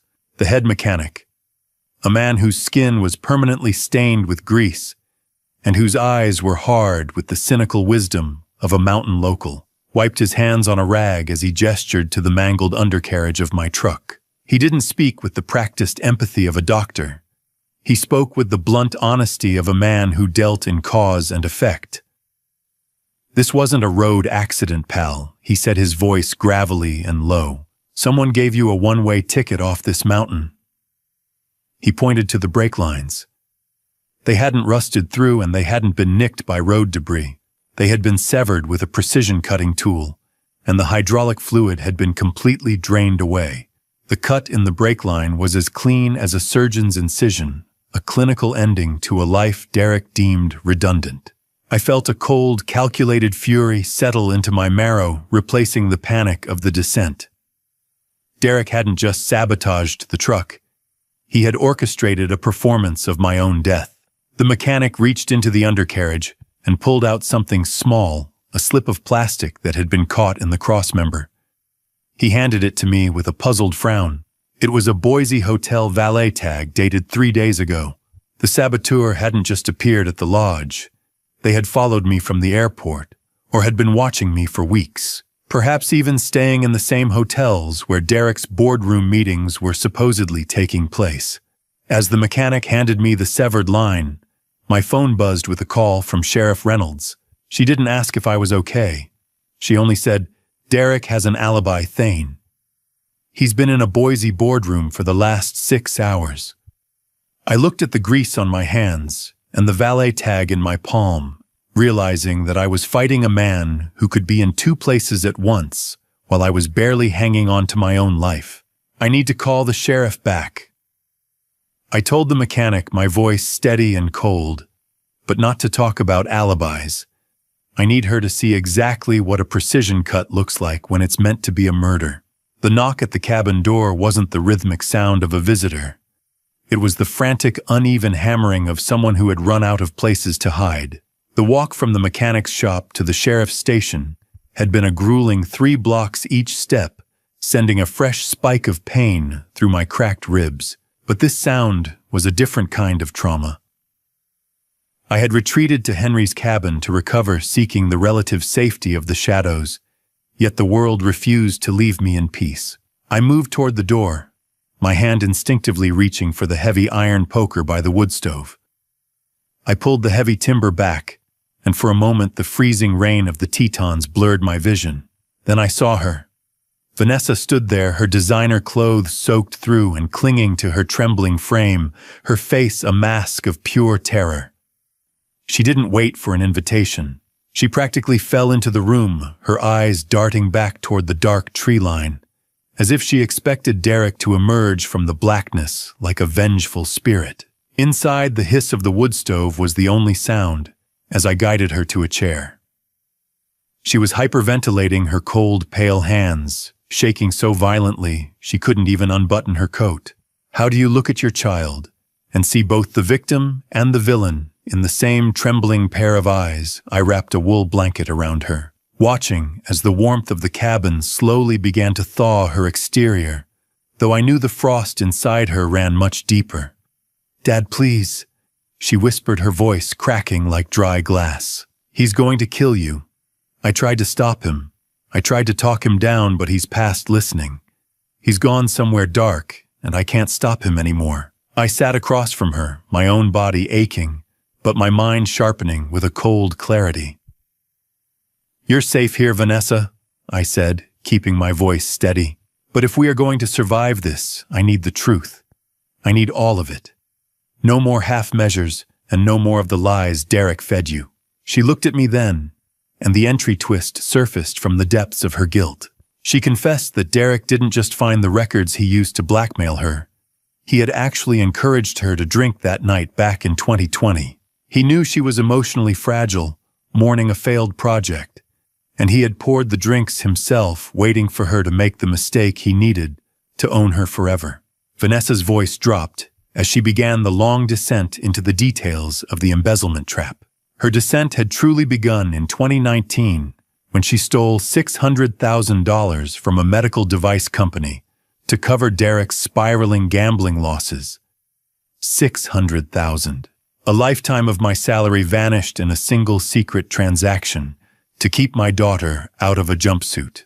She revealed that Eleanor had found out and paid the full restitution in secret to save Vanessa from a felony conviction. It was a staggering revelation of my wife's hidden life. Eleanor had been a silent financier of our daughter's survival, while I remained blissfully unaware.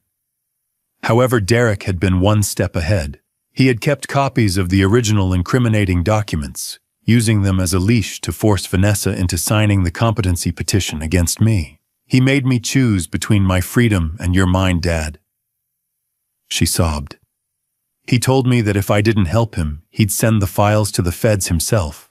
The confession took a darker, more jagged turn as she spoke of the 2020 hit and run. She had been driving drunk, fueled by Derek's encouragement, when she struck a 19-year-old athlete named Michael Torres. The impact had been sickening, a memory that clearly haunted her every waking hour.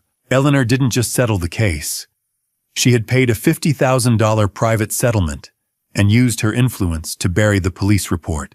Derek had found the records of this blood money in Eleanor's files, after she died, using the threat of a vehicular assault charge to turn Vanessa into his unwilling accomplice. His name is Michael Torres, she whispered, her eyes fixed on the floor. He can't walk without a cane because of me. Your mother didn't just protect you, Vanessa. I said, the weight of the secret nearly crushing me. She built a cage of secrets to keep you safe, and Derek just walked in and took the keys. The truth wasn't setting us free. It was a floodgate that had finally burst, drowning the memory of the woman I thought Eleanor was. I felt an ethical crisis blooming in the center of my chest, a sharp contrast to the physical pain of my ribs. The plan reveal that followed was the final blow to my understanding of the local law. Vanessa revealed that the contact who helped Eleanor bury the hit-and-run report wasn't some high-priced fixer. It was a young deputy who had been first on the scene, a woman who was now sheriff, Sarah Reynolds. The very woman I had been leaning on for protection was the one who had helped hide my daughter's crime. It was a cycle of debt and silence that Derek had mapped out with predatory precision. I realized then that the alibi Derek had in Boise wasn't just a convenience. It was a shield provided by a system he had thoroughly compromised. Vanessa reached into her bag, her fingers fumbling with a small, blood-stained digital recorder. I didn't just come to talk, Dad, she said, her voice regaining a sliver of strength. I came to show you what he's planning for Eagle Peak. He thinks I'm still on his side, but he's wrong.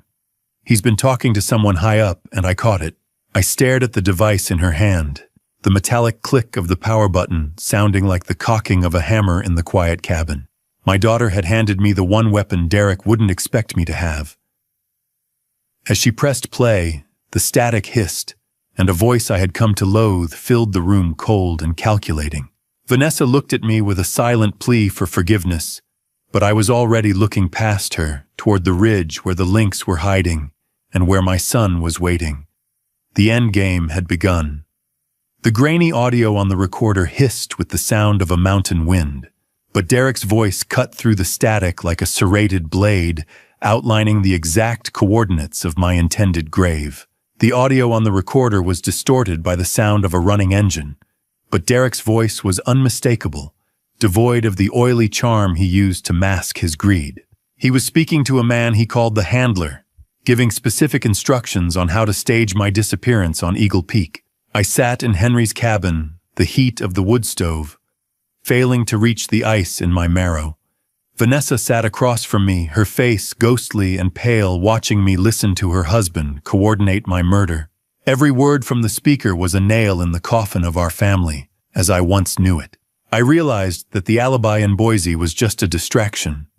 Derek had a team in place, shadows moving across my land at his command. I looked at the small blood-stained device in my hand and felt a sudden sharp clarity. The time for being the passive literature professor was over. My wife had left me a fortress, and it was time I learned how to command it. I stood up and walked to the small safe in the corner of the cabin where I had stored the items from the bunker. I retrieved a sealed envelope Eleanor had marked with a simple, devastating instruction, "When you're ready." I handed it to Vanessa. "Your mother knew this day would come." I told her, my voice low and steady. "She knew you were caught in a trap, and she spent her final strength building you a way out." Vanessa's hands trembled as she broke the seal. As she read Eleanor's plea for her to choose the truth over Derek's cage, the armor of her anxiety finally began to shatter. Eleanor's letter revealed a final staggering act of tactical love. The $50,000 settlement to Michael Torres hadn't just been hush money to bury the report. Eleanor had used that money to fund a specific trust for Michael's medical care, and future a trust that the boy could only access if Vanessa formally confessed her role in the hit and run. Eleanor wasn't just buying silence.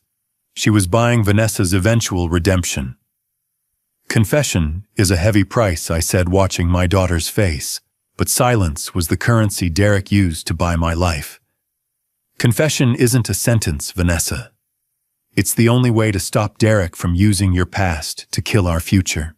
I watched the genuine healing grief finally break through her terror. a daughter returning to herself through the words of a mother who had never given up on her. Confession is a heavy price, but silence was the currency Derek used to buy my life. We returned to the lodge under the cover of a gray, overcast dawn, moving like shadows through the fresh, pine-scented air. The transition from the isolation of Henry's cabin to the activity at the lodge was jarring. We were met at the gates by a convoy of rugged trucks, loaded with scientific equipment, their tires crunching over the frozen gravel. My son Ethan led the charge, his University of Montana research team, transforming the sanctuary into a high-tech fortress of science in a matter of hours. The research trucks were like steel knights arriving on a battlefield of snow, their flashing light bars the first sign of a law Derek couldn't manipulate. Ethan immediately began coordinating the deployment of DNA hair traps and high-speed infrared cameras across the western ridge. The lodge, once a target of silent sabotage, was now swarming with witnesses and professionals. If the feds see a mother lynx on this feed, Derek's developer friends will run for the hills, Ethan said, checking his tablet as he directed a grad student. We're not just tracking a cat anymore, Ethan, I replied, looking toward the ridgeline. We're tracking a predator in a suit. By afternoon, I found myself in the newly established ecology lab, watching the blue-white glare of the computer monitors as the team synced the forest sensors to our central server. The hum of high-speed server fans filled the room, a mechanical heartbeat for the new timber ridge. I watched the map of the property come alive with digital eyes, each sensor a sentinel Eleanor had anticipated I would need. She didn't just buy land, I realized. She selected a site where geography and federal law would eventually collide to protect me. She had built a biological firewall that was currently being activated by our sons and our allies. Ethan revealed that the DNA samples from the previous week's tracks had already been prioritized for sequencing at the university. They had confirmed the presence of a pure strain Canada lynx, an endangered subspecies that carried the weight of the Endangered Species Act like a shield over our heads. It was a masterpiece of legal and biological planning, and I was finally seeing the brushstrokes of my wife's genius. How many layers did Eleanor's plan have? I was beginning to feel like I was reading a masterpiece where the ending was written in invisible ink.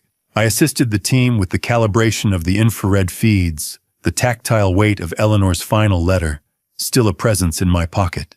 The room was bathed in the cool light of the monitors, and the smell of fresh rain and wet pine clung to the researchers' jackets. It's time to light the match and see who tries to run, told Ethan. He looked at me, seeing a version of his father that had replaced academic reflection with a gravely determined resolve. Just as the final feed from the western ridge came online, a high-pitched ping echoed through the lab. One of Ethan's grad students, a man named Marcus who moved with a tactical precision that didn't match his academic title, leaned in close. Marcus was actually an undercover U.S. Fish and Wildlife Special Agent Eleanor had been corresponding with for a year before her death. He looked at me with a sharp, knowing gaze. Ethan looked up from his monitor, his face pale in the blue LED glow. "Dad, we just got a ping from the ridge," he whispered. "Something is moving toward the den, and it isn't Selena." The infrared footage was grainy, a world of black and gray shadows dancing on the edge of the ridge, but the way the intruder moved, deliberate, heavy, and holding something long and metallic, was unmistakably human. I leaned closer to the monitor, the blue LED glow washing over my face. We sat in a tense, breathless silence in the ecology lab, a high-tech nerve center carved out of the mountain's silence. Henry Thorne and Ethan stood behind me, their eyes fixed on the heat signature encroaching upon the ridge. Vanessa was there too, her face pale, watching the screen, as if she could see the ghost of her own past moving through the trees. The intruder reached the rocky outcrop, the specific coordinates Eleanor had protected for years. Just as the figure raised the metallic object, a second heat signature erupted from the darkness of a nearby crevice. Selena, the mother lynx, emerged like a wraith, her frame nearly twice the size of a bobcat on the thermal red. She didn't attack, but her presence was a physical wall of natural fury. The intruder froze, and in that moment, the high-definition cameras Ethan's team had mounted captured the biological jackpot. 3 smaller Heat Blossoms kittens spilled out from the den, their rhythmic thumping, as they tumbled over one another, visible in the clear resolution of the night vision feed. "We got them." Dad Ethan whispered, his voice cracking with a mix of awe and triumph. "Every single one of them is on record now. That footage is Derek's death warrant. Not for his life, but for his greed. Beautiful, deadly, and worth $60 million in legal protection." Selena wasn't just a cat. She was a sovereign state. Ethan tapped a few keys, expanding the view to show the intruder's abandoned gear. He revealed that the saboteur caught on camera wasn't a poacher at all, but a specialized technician Derek had hired to plant false evidence of a chemical spill. The long metallic object was a pressurized canister designed to contaminate the soil, a desperate attempt to invalidate the sanctuary's conservation status. Derek was trying to poison the land because he couldn't poison me. I felt a surge of extreme vindication, a sharp, cold heat in my chest that had nothing to do with the heart problems that nearly killed me. This wasn't just a win for the Lynx. It was the final, undeniable proof of a conspiracy that reached from the boardroom to the mud. Vanessa looked at the screen, and then at me, her eyes wet with the realization that the man she had loved was prepared to destroy an entire species just to cover his gambling debts.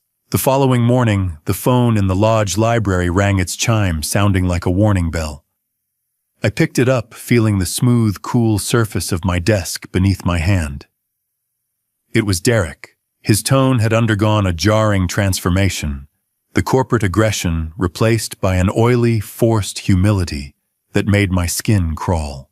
"Thane, I've been thinking," he said, and I could hear the raspy hiss of his breathing through the receiver. "Life is too short for this bitterness. I was wrong about the property. I've been doing some reading on conservation, and I think I finally understand what Eleanor was trying to do. I found my way back to family values. Let's talk just us. Have you ever heard a man apologize for trying to kill you while you knew he was still holding the knife behind his back?" I took a sip of bitter tea, the liquid stinging my tongue as I looked at the silver-framed photo of my wife. "I'm tired, Derek," I said, layering my voice with a veneer of elderly exhaustion I didn't truly feel. "Maybe it is time we found common ground. Perhaps the lawyers have done enough damage." Derek's response was immediate, a predator sensing a weakness in the herd. He proposed a bonding hike to Eagle Peak for the coming Saturday. He wanted us to go to the highest point on the property, away from the censors and the lawyers, so we could discuss a peaceful compromise. I recognized the scenario immediately. It was the exact pivot Eleanor had predicted in her final video, the Week 52 warning. She had told me that when Derek ran out of legal and chemical options, he would try to isolate me. He wanted the mountain, and he was inviting me to my own execution. "Let's go up to Eagle Peak." "Saturday morning," Derek said, his voice dropping into a register of fake sincerity. Like a father and son should. "Saturday." Then I replied, my eyes meeting Henry's as he walked into the room. "I'll meet you at the trailhead." I hung up the phone, the smell of old leather in the library seeming more pronounced in the sudden quiet. Derek's voice on the phone was like sugar-coated arsenic. Sweet on the tongue, but I could already feel the poison in the air. I looked at Henry, who was already checking the batteries on the hidden recorders Ethan's team had provided. He didn't need me to explain the danger. He had been a ranger long enough to know when a man was being led to a slaughterhouse. But I had a secret Derek hadn't accounted for. While preparing my legal files earlier, I had discovered that Derek had already taken out a massive life insurance policy on me through one of his shell companies, naming the company as the sole beneficiary. It was the final proof I needed that the hike wasn't about compromise. It was about a payout that would save his skin from the gambling syndicates. The man wasn't just greedy. He was a desperate subcontractor for death. "He wants the mountain," I told Henry, my voice calm and analytical, a reflection of the man Eleanor knew I could become. Let's give it to him. I felt a cold, tactical determination take hold. I wasn't going to that peak as a victim. I was going as the bait for a trap that Eleanor had been setting for 24 years. The endgame had officially begun, and I was finally ready to play my part. I looked at the monitors one last time, seeing Selena watching over her kittens, and I knew that whatever happened on that summit, the mountain would remember the truth. The steel door of the bunker groaned as I pulled it open, a sound like a physical ache echoing through the studio, signaling that the time for hiding was officially over. The combination 091545 felt like a prayer as I punched it into the bunker's keypad for what I hoped would be the last time. I descended into the cool, recirculated air of the vault, the weight of the upcoming confrontation sitting heavy in my gut. As the lights hummed to life, I realized that the bunker isn't just an archive. It's a hardened command center. Tucked behind the medical refrigerator was a secondary satellite uplink, its status lights glowing a steady, defiant green. Eleanor had known that Derek might try to jam local signals, so she had built a digital bridge that his reach couldn't touch. I sat at the desk, the smell of ozone from the server racks sharp in my nostrils, and began to pull the final files from the secure cabinet. The dry texture of the property appraisals beneath my fingertips told a story of wealth that I had never imagined. I spent the better part of the night reviewing those finalized documents. The $60 million truth was staring me in the face, typed in a cold, professional font. I realized the property's true value isn't the timber or the sprawling views. It was the senior headwater rights and the non-invasive genetics research rights for the Canada Lynx corridor. Collectively, they were worth over $60 million. This revelation made Derek's initial $28 million offer look like a petty theft, a lowball scam designed to exploit a grieving widower. You were never just a photographer, Eleanor, I thought. You were a master architect of assets.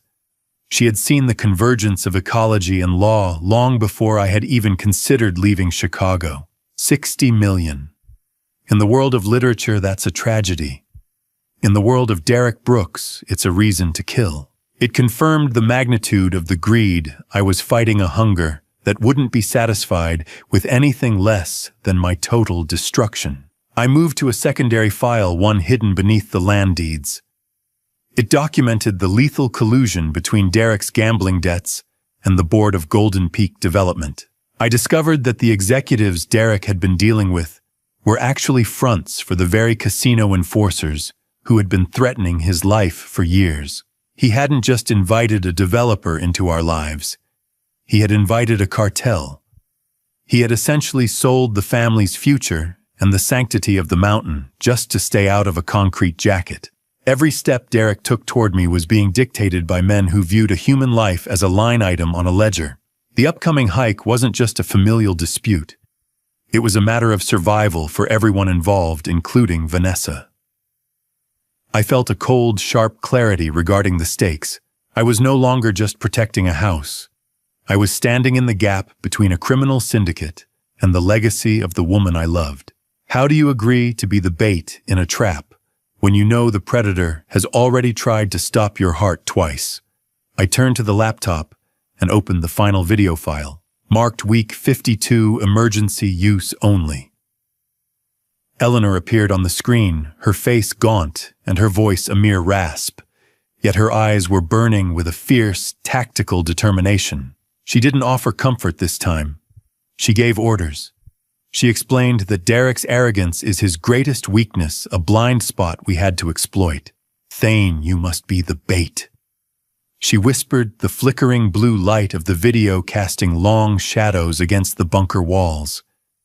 Let him believe he's won until the moment the handcuffs click. She instructed me to specifically reveal my knowledge of the bunker to Derek, to dangle the secret in front of him until he was provoked into a violent, provable reaction. She emphasized that the sheriff must be the silent witness to this final act, the one person who could turn Derek's desperation into a life sentence. Eleanor's final words were a lighthouse in the middle of a hurricane. They didn't stop the storm, but they gave me a direction to steer. I trust you to finish this, she said, her image beginning to grain as the recording reached its end. Protect our land. Protect our daughter. I love you. The screen went black, leaving me in the silence of the command center. I sat there for a long time, the hum of the satellite uplink the only sound in the room. I reached into the safe one last time and found a digital recording I hadn't seen before. It was Derek's nuclear option. Years ago, Eleanor had recorded him confessing to his early deaths on a hidden nursery monitor, while he thought he was alone with a sleeping baby.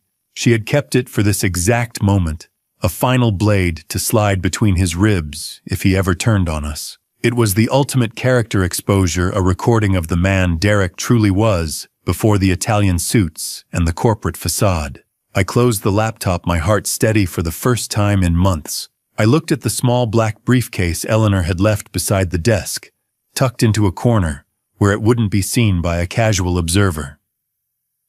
I reached down and clicked the latches. Inside was the one thing Derek would never expect a retired professor to carry: a high-gain directional microphone and a set of encrypted body wires linked directly to the satellite uplink upstairs. Eleanor had provided the tools for me to record my own potential murder in real time, ensuring that even if I didn't make it off the mountain, the truth would. I packed the equipment with practiced care, feeling the weight of the $60 million plan settle into my shoulders. I was the bait, but I was bait with teeth. I climbed the stairs out of the bunker, the morning light of day 71 beginning to bleed through the studio windows. I had a meeting at the diner to catch the first phase of a plan that would either save my family or bury me under the weight of the Teton Range. The bell above the diner door chimed with a cheerful irony that made my skin crawl, announcing my arrival to the man who had already tried to bury me 3 times. The Mountain View Diner was filled with the smell of cheap grease-burnt coffee and maple syrup, a mundane backdrop for the execution of a $60 million plan. I clutched the small black briefcase, tightly feeling the hum of the electronics within. Derek was already seated in a corner booth, looking like the picture of a repentant family man in a soft cashmere sweater. He stood as I approached, offering a hand I had no intention of taking. "Thane, thanks for coming," he said, his voice reaching for a warmth that didn't exist. I ignored the gesture and sat across from him, the rhythmic ticking of a wall clock behind the counter, counting down the seconds of our final civility. "You're late, Derek," I said, my voice as cold as the frost on the windows. Desperation usually makes a man more punctual. He tried to laugh it off, beginning a rehearsed monologue about family values and moving past the legal misunderstandings of the last few months. I didn't let him finish. I reached into my coat and placed a single laminated page on the sticky table, a copy of the finalized $60 million appraisal from Eleanor's bunker. I watched his eyes widen, a mixture of predatory hunger and sheer panic flickering across his face like heat lightning. $60 million. That's not a retirement, Derek. That's a motive. I leaned forward, watching him scramble for a retort. $60 million, he stammered. "Thane, you're reading those charts wrong. It's dirt and rock." "No," I replied. "It's senior headwater rights and a biological corridor protected by the federal government. And I know about the cartel enforcers you've been calling executives." I revealed a power reversal that made the color drain from his lips. I had already signed a temporary power of attorney over to Ethan. Even if I died on our scheduled hike, Derek would still get nothing but a police interrogation. The man across from me wasn't just greedy anymore. He was a cornered animal, realizing the cage was shrinking. I continued to goad him, the psychological dominance shifting entirely into my camp. I told him I had found the bunker and documented every one of his accidents, from the propane leak to the brake lines. I implied that the evidence was already in a digital dead man's switch set to be released to the feds, unless he explained his true motives during our walk to Eagle Peak. Derek's hands began to shake so violently he had to grip his coffee mug with both palms to keep from spilling it. The nice guy mask finally crumbled, leaving only the rabid, desperate debtor beneath. "I know about the Boise alibi, Derek," I whispered. "And I know who you were talking to in my bathroom." He looked at me with a look of pure, unadulterated malice. "See you on the trail, Professor." He hissed, his voice a low snarl. "I hope your heart can handle the altitude." I stood up and walked out, the briefcase in my hand, acting as a high-frequency jammer that ensured Derek couldn't record our conversation or call his handlers for reinforcements before I left the premises. Do you know the difference between a predator and prey? It's not the teeth. It's who knows where the traps are buried. I drove to the secluded trailhead, where Sheriff Reynolds was waiting in an unmarked SUV. The weight of the upcoming ascent sat heavy on my cracked ribs, but Eleanor's tactical ghost was guiding every step I took. Ethan was there too, his face a mask of terror for my safety, while Margaret Caldwell stood by with a stack of final injunctions. Before I expose the truth behind the Boise alibi, if you are still with me, comment A if you think I should trust the wire, or B if I should carry a weapon, and add one short reason. Please note, the next part contains fictionalized details to deepen the drama, though the message remains true. If this crosses your line, feel free to stop here. Wiring the bait was a clinical, silent process. Reynolds led me into the back of the vehicle, the air inside smelling of leather and gun oil. The wire against my skin was a cold, silver snake, the only thing that would tell the truth if my voice was silenced on that mountain. She used a cold adhesive to secure the transmitter to my chest, then fitted a state-of-the-art camera disguised as a jacket button. A wrist-mounted panic device was hidden under my sleeve, its surface smooth and ominous. Ethan gripped my shoulder, his hand trembling. "If he touches you, Thane, you hit that button." Sarah ordered, her eyes locked on mine. "Don't wait for a confession. If he moves aggressively, we move in." I shook my head, my resolve hardening into something brittle and sharp. "I need him to speak, Sarah. I need him to tell the recorder why he did it. I need him to admit the cartel's involvement. Without that, the sanctuary is never truly safe." We finalized the tactical plan in hushed tones, the sound of heavy static in my earpiece, a constant reminder of the technological net we were weaving. The deputies would remain in the tree line, leapfrogging behind us as we climbed. They would be invisible, but they would be listening to every breath I took. Margaret reminded me that legally this was my only chance to sever Derek from the estate once and for all under the moral turpitude clause. The metallic taste of fear was sharp on my tongue, but I swallowed it down, thinking of Eleanor and the links she had died to protect. Reynolds checked the feed on her tablet and nodded, the blue light reflecting in her weary eyes. "We can hear everything, Thane. Now go up there and make him say it." The first step onto the Eagle Peak Trail felt like crossing a threshold into a world where oxygen was a luxury, and my son-in-law was the only judge of who deserved to breathe it.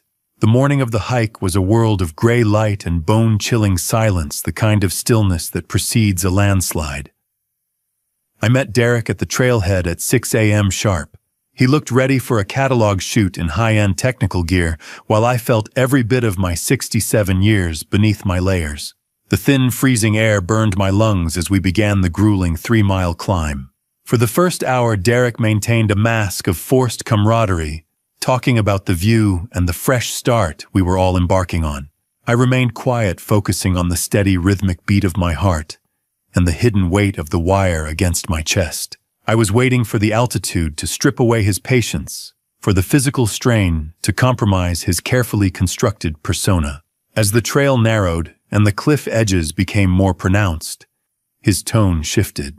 The friendly banter was replaced by subtle intimidation, little comments about how easy it would be for an old man to lose his footing on the scree slopes. "Just keep your head down, Thane," he said, his voice dropping an octave.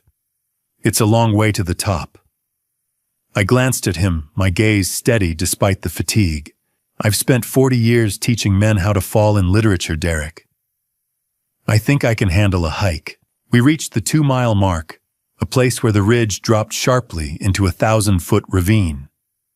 The wind howled through the gap, a mournful sound that seemed to highlight the isolation. I stopped, leaning against a frost-covered boulder. It was time. I looked Derek in the eye, and revealed that I had found the hidden bunker, Eleanor's journal, and the recorded phone calls regarding his casino enforcers. I watched the color drain from his face, replaced by a twitch near his left eye. I mentioned the entry twist I had uncovered the second pair of gloves he had stashed in his pack to plant on my body to make a murder look like a suicide induced by my mental decline. "Why didn't you just wait, Derek?" I asked. "Why not let nature take its course?" He finally snapped. The mask didn't just slip, it shattered, his face contorted with a sociopathic rage that made him look like a stranger. "Because you're too healthy, Thane," he roared, his voice echoing off the granite walls. "You'd live 20 years while I rot in a basement, or end up at the bottom of a lake. Those people won't wait another month. You have to go today." The mountain didn't care about our morality. It was just a giant of stone and ice waiting to see which one of us would become part of its debris. Then he lunged. No more words. No more Italian suits or cashmere dreams. Just a man trying to trade my life for his debt. He shoved me toward the precipice with a desperate, frantic strength. I stumbled back, the grit of the ridgestone scraping beneath my boots, and I felt my heel catch on a loose rock. As I began to tilt toward the void, I hit the panic button on my wrist. Derek loomed over me, reaching out for a second blow to ensure I went over the edge. "It'll just be another accident in the snow," he screamed, his eyes wide with a terrifying vacancy. But before he could touch me again, the tree line erupted. Ethan and the undercover deputies burst from the shadows with guns drawn, their tactical gear a stark contrast to the white wasteland. "Get your hands off my father," Ethan's voice was a thunderclap in the thin air. The recording device beneath my jacket captured every sound, the scuffle, the guttural roar of Derek's rage, and the sickening thud as he was forced into the dirt. Have you ever felt the breath of death on your neck and realized it smelled like cheap bourbon and overpriced cologne? I lay on the edge of the ridge, gasping for air, watching as Derek struggled against the deputies. He tried to claim entrapment, his voice shrill and desperate as he spat dirt from his mouth, but the system had finally caught up to him. Sheriff Reynolds stepped forward, her face set in a line of weary triumph.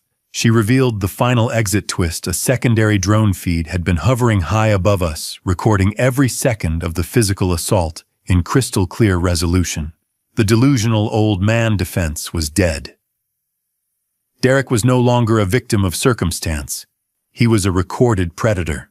The grit of the ridgestone was still under my fingernails as I allowed Ethan to pull me up, my cracked ribs screaming at the movement. But the pain was a secondary concern to the profound relief washing over me. As the sun began to set, the mountain face was bathed in a brilliant, cruel orange glow. The metallic click of the handcuffs ratcheting shut on Derek's wrists was the most beautiful sound I had heard in 24 years. He looked back at me as he was dragged down the trail, his eyes promising a vengeance he no longer had the power to enact. He was a hollow man, a parasite finally removed from the host. I stood on the peak, watching the orange light fade into purple shadows, and felt the presence of Eleanor in the wind. We had done it. The sanctuary was safe, and the secret that had almost destroyed our daughter was finally out in the light where it could be dismantled. The walk back down the mountain was longer than the ascent, but for the first time in months, I didn't have to look over my shoulder. I was Thane Garrison, a retired professor, a father, and the sovereign protector of Timber Ridge. I took one last breath of the cold mountain air, realizing that while I had spent my life teaching stories, I had finally finished the one that mattered most. The silence that returned to Eagle Peak wasn't the peaceful quiet of the wilderness. It was the heavy, echoing hush of a courtroom before the gavel falls. As I watched the sheriff's cruiser disappear down the mountain with Derek in the back, I felt a strange, cold numbness where the adrenaline had been. The walk back down the mountain was longer than the ascent, but for the first time in months, I didn't have to look over my shoulder. My ribs still ached with every breath, a physical reminder of the collision Derek had orchestrated. But the weight on my soul had finally begun to lift. I spent the next 48 hours coordinating with Margaret Caldwell and Ethan, preparing for the legal storm that was about to break. Sheriff Reynolds didn't waste a second. She executed simultaneous search warrants on Derek's home and his private real estate office, and what they found was a digital archive of malice that made my blood run cold. They recovered an encrypted laptop containing deleted drafts of a document titled The Old Man's Final Days. It was a meticulous roadmap for framing my dementia, detailing how to isolate me, swap my medications, and provoke outbursts in public. Deleted files are never truly gone. They're just ghosts waiting for the right digital medium to haunt the person who typed them. More chillingly, the digital paper trail led to a series of untraceable payments made to the technician we'd caught on the Lynx cameras. Derek hadn't just wanted my money, Sheriff Reynolds told me as she showed me the evidence at the station. He wanted to rewrite your medical history while you were still alive. He wanted to erase Thane Garrison so he could inhabit his legacy.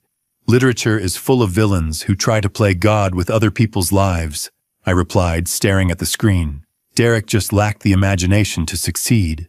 The most horrifying discovery was a hidden plan reveal. Derek had actually planned to kill Vanessa as well once the property transfer was complete, fearing she would eventually crack under the guilt and turn on him. Vanessa sat with me and Margaret Caldwell in the lodge library a few days later, the flickering light of the fireplace casting shadows over her weary face. She was ready to face the consequences Eleanor had tried so hard to spare her from. With a trembling hand, she signed a formal confession detailing her medical embezzlement and the 2020 hit and run of Michael Torres. Do you know what the hardest part of forgiveness is? It's not letting the other person off the hook. It's watching your own child put the handcuffs on themselves. She took full responsibility for her initial crimes, agreeing to testify against Derek in exchange for a plea bargain that included significant restitution and community service. I'm ready to stop running, Dad, she whispered, the smell of fresh rain and wet pine clinging to her sweater. I want Michael to have the justice Mom tried to buy for me. Truth is a heavy anchor, Vanessa, I told her, placing a hand on hers. But it's the only thing that will keep you from drifting back into Derek's reach. The trial of the people versus Derek Brooks began on a cold, sterile Tuesday in April. The county courthouse was filled with the smell of stale coffee and the hum of suppressed anticipation. The prosecution's case was airtight, fueled by the drone footage and my own recorded confession from the mountain. Derek's legal team tried to argue entrapment, claiming I had goaded him into a state of mental distress, but the presentation of Eleanor's Week 52 video destroyed his remaining credibility. Hearing her voice in that courtroom presented as a dying declaration was the most powerful moment of my life. It was as if she were standing there with us, her eyes sharp and her resolve unyielding. The jury deliberated for only 6 hours. When they returned, the silence was absolute. Guilty on all counts, including 2 counts of attempted murder. Derek didn't take the verdict with dignity. He lunged toward the railing, his face a mask of sociopathic rage. "You're a meddling old man, Thane," he roared, his voice echoing in the rafters. "You'll die in that house alone." I looked at him with a calm that seemed to infuriate him further. "I'm never alone, Derek," I said. "I have the truth. You have 4 walls and a memory of what you lost."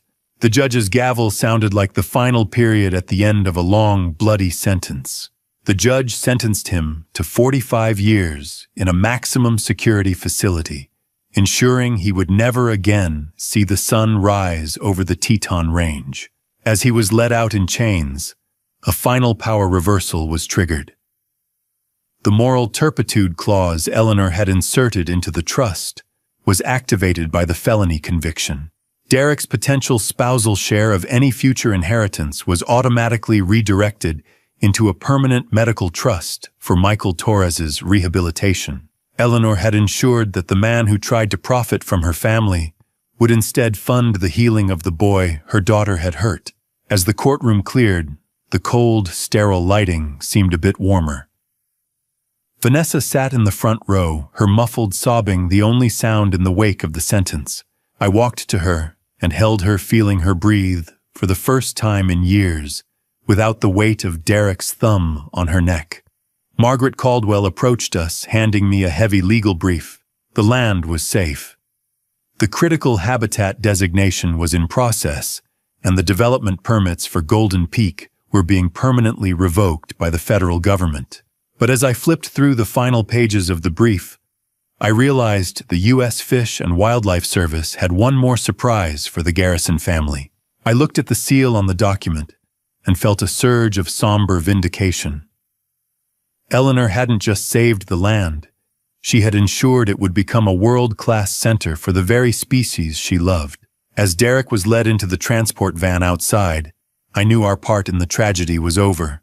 I looked at the legal brief one more time, a sense of deep peace settling over me. We were no longer the hunted. We were the guardians. The official letter from the Department of the Interior arrived with an embossed seal that didn't just protect the land.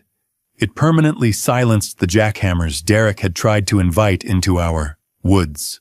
I held the heavy, crisp paper in the great room of the lodge, the late spring sun bleeding through the high windows and illuminating the dust motes dancing in the air. Ethan stood beside me, his face glowing with a deep professional and personal pride that seemed to mirror my own.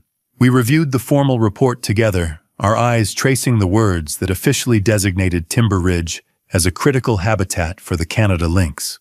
This wasn't just a win for the environment. It was a total legal shutdown of Derek's vision for a high-density resort. The land was now sovereign. I realized that Eleanor's foresight had secured the sanctuary's future for decades to come, especially when Ethan mentioned the massive $15 million partnership offer from Terragen Bio. They weren't interested in timber or views. They wanted to fund non-invasive genetics research. "The land is sovereign now," Dad Ethan said, his voice steady with conviction. "Not even the biggest developer in the state can move a rock here." I nodded, feeling a weight lift that I hadn't even realized I was carrying. "Eleanor didn't just save a species," I replied. "She ensured we could afford to protect it. Critical habitat." In the eyes of the law, a few cats were more powerful than a billion-dollar development board. I loved the irony. As I dug deeper into the Terragen offer, I uncovered another layer of my wife's genius. Their interest wasn't some lucky coincidence. Eleanor had been a primary shareholder in a shell company that helped fund their early research years ago, specifically to ensure they would be the stable, conservation-minded partner Timber Ridge would eventually need. She had handpicked our allies from the grave. 4 months passed in a blur of lab construction and ecological surveys. The smell of sawdust and fresh paint became the new scent of the lodge. By August, it was time for Vanessa's release. She had earned an early exit through good behavior and her absolute cooperation in dismantling Derek's network of enforcers. I met her at the Jackson Community Center for the final handover of her court-ordered restitution. Michael Torres, a young man with a resilience that hummed beneath his quiet exterior, leaned on a dark wood cane as he met my daughter's gaze, his eyes devoid of the bitterness I expected. "Have you ever seen a debt paid in person? It doesn't look like a transaction. It looks like a person finally standing up straight." Vanessa handed him the $5,000 check with hands that no longer shook. "This doesn't fix your leg, Michael," she said, her voice soft but clear. "But I hope it starts to fix the lie I lived." Michael looked at the check and then at her, a small, sad smile touching his lips. "It's a start, Vanessa. A real one." Later that afternoon, as Michael and I sat on a bench outside, he dropped a final bombshell. He revealed that he had actually known about the $50,000 blood money Eleanor had sent him years ago. He had refused to spend a cent of it, keeping it in a separate savings account all this time. He offered to donate the entire sum back to the sanctuary. It was a gesture of integrity that made the air feel cleaner, a sign that the cycle of secrecy had finally been broken by a young man who valued the truth more than a payout. Vanessa returned to the lodge that evening, stepping onto the porch with the hesitant gait of a stranger. The cool evening breeze carried the scent of wet pine and the distant, sharp cry of a hawk. I gave her a tour of the new lab, showing her where the data from the mountain sensors was processed. She looked at the monitors, watching the live feeds of the forest she had almost helped destroy. Eventually, I led her to Eleanor's studio.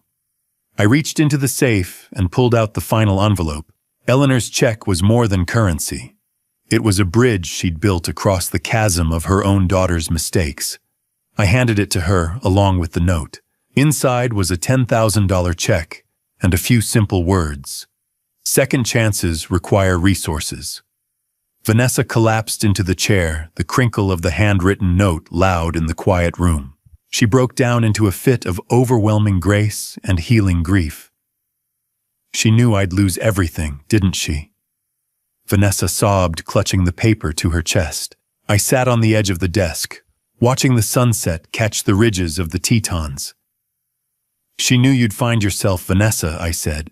She just wanted to make sure you had the tools to build something new.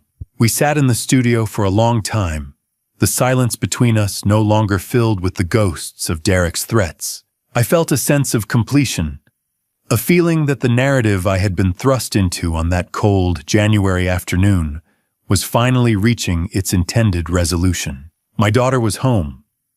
My son was leading a scientific revolution on our own soil, and the man who tried to kill us was a memory fading behind prison bars. I looked at the silver-framed photo of Eleanor on the desk. Her architectural script on the note was the last piece of her physical presence I had left to discover. I realized that my role as a literature professor had prepared me for many things, but it was Eleanor who had taught me the most important lesson of all, that a well-plotted life isn't about avoiding tragedy, but about building a sanctuary strong enough to survive it. As Vanessa clutched the note, the sound of a vehicle approaching made us both tense, a reflexive habit we hadn't yet broken. But then the radio on the desk crackled to life, and Henry's voice was calm and steady. "Professor, the scientists are here from the university," he said, and they brought the first satellite images of the spring kittens. Vanessa looked at me, a spark of genuine hope in her eyes, and I knew the next chapter of our lives was about to begin. The air was brittle with a 15-degree chill, but the lodge glowed like a warm amber lantern against the obsidian vastness of the Wyoming night, a monument to a woman who had planned for everyone's future but her own. The grand opening of the Eleanor Garrison Wildlife Gallery was scheduled for the 15th of December, exactly 11.5 months since I had first turned that brass key in the lock. I stood in the great room adjusting my tie while the scent of expensive champagne and pine needle tea filled the air. Outside, the crunch of fresh snow underfoot announced the arrival of 80 guests, university faculty, Terrigen executives, and even Sheriff Reynolds, who traded her uniform for a sharp blazer tonight. My eyes stayed on the center of the room, where the ribbon-cutting ceremony was about to transform Timber Ridge from a site of secret warfare into a world-class research center. I felt a profound sense of accomplishment as I watched Vanessa. She was leading Michael Torres through the gallery, her movements no longer jerky with anxiety, but fluid and grounded. I realized that the entry twist Eleanor had hidden was the most staggering of all. While reviewing the final video files, I discovered that the 365 days later message was actually recorded on the very first day of Eleanor's diagnosis. She hadn't just visualized this victory after building the lodge. She had seen it before a single brick was laid. She knew the man I was, a literature professor who lived through other people's chapters, and she had designed this entire odyssey to force me to write my own. How many pages must a man turn before he realizes he's no longer reading someone else's book? But writing the final chapter of his own, I watched with moist eyes as Vanessa and Michael stopped before a stunning infrared print of Selena and her kittens. Michael leaned on his dark wood cane, his face reflecting a quiet, restorative peace that legal settlements or blood money could never provide. "She would have loved the light in this room," Dad Ethan said, coming to stand beside me. I nodded, squeezing his shoulder. "Eleanor didn't just preserve the land, Ethan. She preserved us." Later that afternoon, I found myself near the memorial darkroom, a space we had preserved exactly as Eleanor left it. I observed from the doorway as Vanessa and Michael Torres shared a private moment. Michael revealed then that he had taken the trust funds redirected from Derek's conviction money Derek had tried to use to bury our family and used them to start a scholarship for disabled hikers. It was a beautiful living apology. I realized then that the first mistake Eleanor mentioned at the very beginning of this journey was not just the name of a cheap motel in Niagara Falls. It was the Garrison family's history of choosing secrecy over truth, of burying pain instead of healing it. That cycle was now officially broken. I watched them shake hands, and for the first time, the shadow of the 2020 hit and run didn't feel like a weight. It felt like a foundation. 12 months, 52 videos, 1 dead husband-in-law, and 3 kittens that cost $60 million to protect. The magnitude of the cost was high, but as Michael smiled at my daughter, I knew the investment in the truth was worth every cent. After the final guests departed, and the hum of the server fans became the only sound in the house, I retreated to the porch. The brilliant cold twinkle of the Teton stars was so sharp, it felt like I could reach out and touch the celestial gears of the universe. I sat in Eleanor's favorite cedar chair and opened the final video file on my tablet. 365 days later, Eleanor appeared on the screen looking thinner and weaker than in the previous videos, yet she was radiant with a sense of completion. "Thane," she said, her voice a soft melody against the Wyoming wind. "I am so proud of the protagonist you became. You stopped being a spectator of tragedies and started being the architect of a sanctuary." She told me to finish the story beautifully and promised that she wasn't truly gone. She was part of the mountain wind, now part of the rustle in the pines. Eleanor's voice wasn't a recording anymore. It was the hum of the forest, the pulse of the lynx, and the steady, quiet beat of a heart that had finally learned how to forgive itself. I sat in the silence for a long time after the screen went black. "Eleanor, we did it," I whispered into the freezing dark. "The land is safe. The family is whole. Until tomorrow, my love, but only if you promise to live for today." Her final words echoed in my mind like a benediction. I felt a strange, transcendent peace. I was no longer the grieving widower clutching a brass key in a cold Chicago study. I was the sovereign protector of Timber Ridge. Just as I prepared to go back inside, a real-time notification chirped on my tablet. I looked down at the heat signature map. A single red blossom had appeared on the western ridge, sitting perfectly still on the rocky outcrop overlooking the lodge. It was Selena.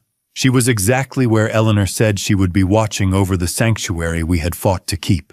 The distant, haunting howl of a lynx drifted through the trees, a wild, beautiful sound that confirmed the mountain was finally ours. I turned off the porch light and looked back at the warm, amber glow of the lodge windows.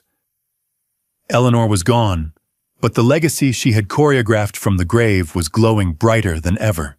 For the first time in 67 years, I knew exactly who I was and where I was supposed to be. I wasn't just a man who taught stories. I was the man who had survived one. I stepped across the threshold and closed the door, the click of the lock sounding final and secure. The story of Thane Garrison and Timber Ridge concludes here, leaving a legacy of light in the heart of the Tetons. I was a man who believed wisdom came from books, not from the quiet truths inside my own home. I ignored signs, trusted too easily, and paid the price. If you take anything from this family story, don't wait for betrayal to teach you awareness. In many grandpa stories, we think time makes us safe, but it doesn't. Trust, but verify. Love, but stay awake.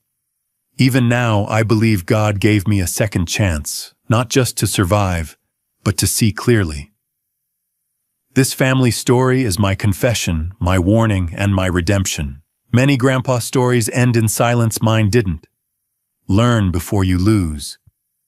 This family story exists so you won't repeat my mistakes. Some grandpa stories are meant to wake you up. Thank you for staying with me until the end of this journey. Share your thoughts below. What would you do if you were in my place facing betrayal from your own family? I'd truly value your perspective. If this story resonated with you, consider subscribing so you don't miss future stories. Note: while inspired by real-life themes, parts of this story were dramatized for storytelling purposes. If this content isn't for you, feel free to explore other videos that better match your interests. 늑대 오빠가 늑대를 보셨으려나? 우리 집 늑대? 아니 근데 좀 내가 안쓰러운 게 개인적으로 우리 집이 첫째도 있잖아. 땅콩 아직 안 뗐어. 시향 혹시 시상식 방셀도 파십니까? 나 시상식 방셀 하려고 좀네 오빠. 근데 시상식 방셀 전부 다 그 도전 미션 저금통으로 받으려고 합니다. 응.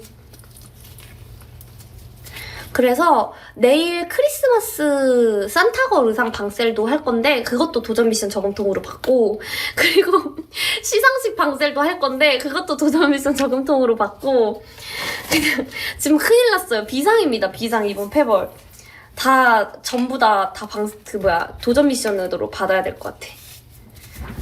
이번 패벌 비상. 일단 쿤맨께서 미국에 가 계시고 또 해피 오라버니께서 바쁘시고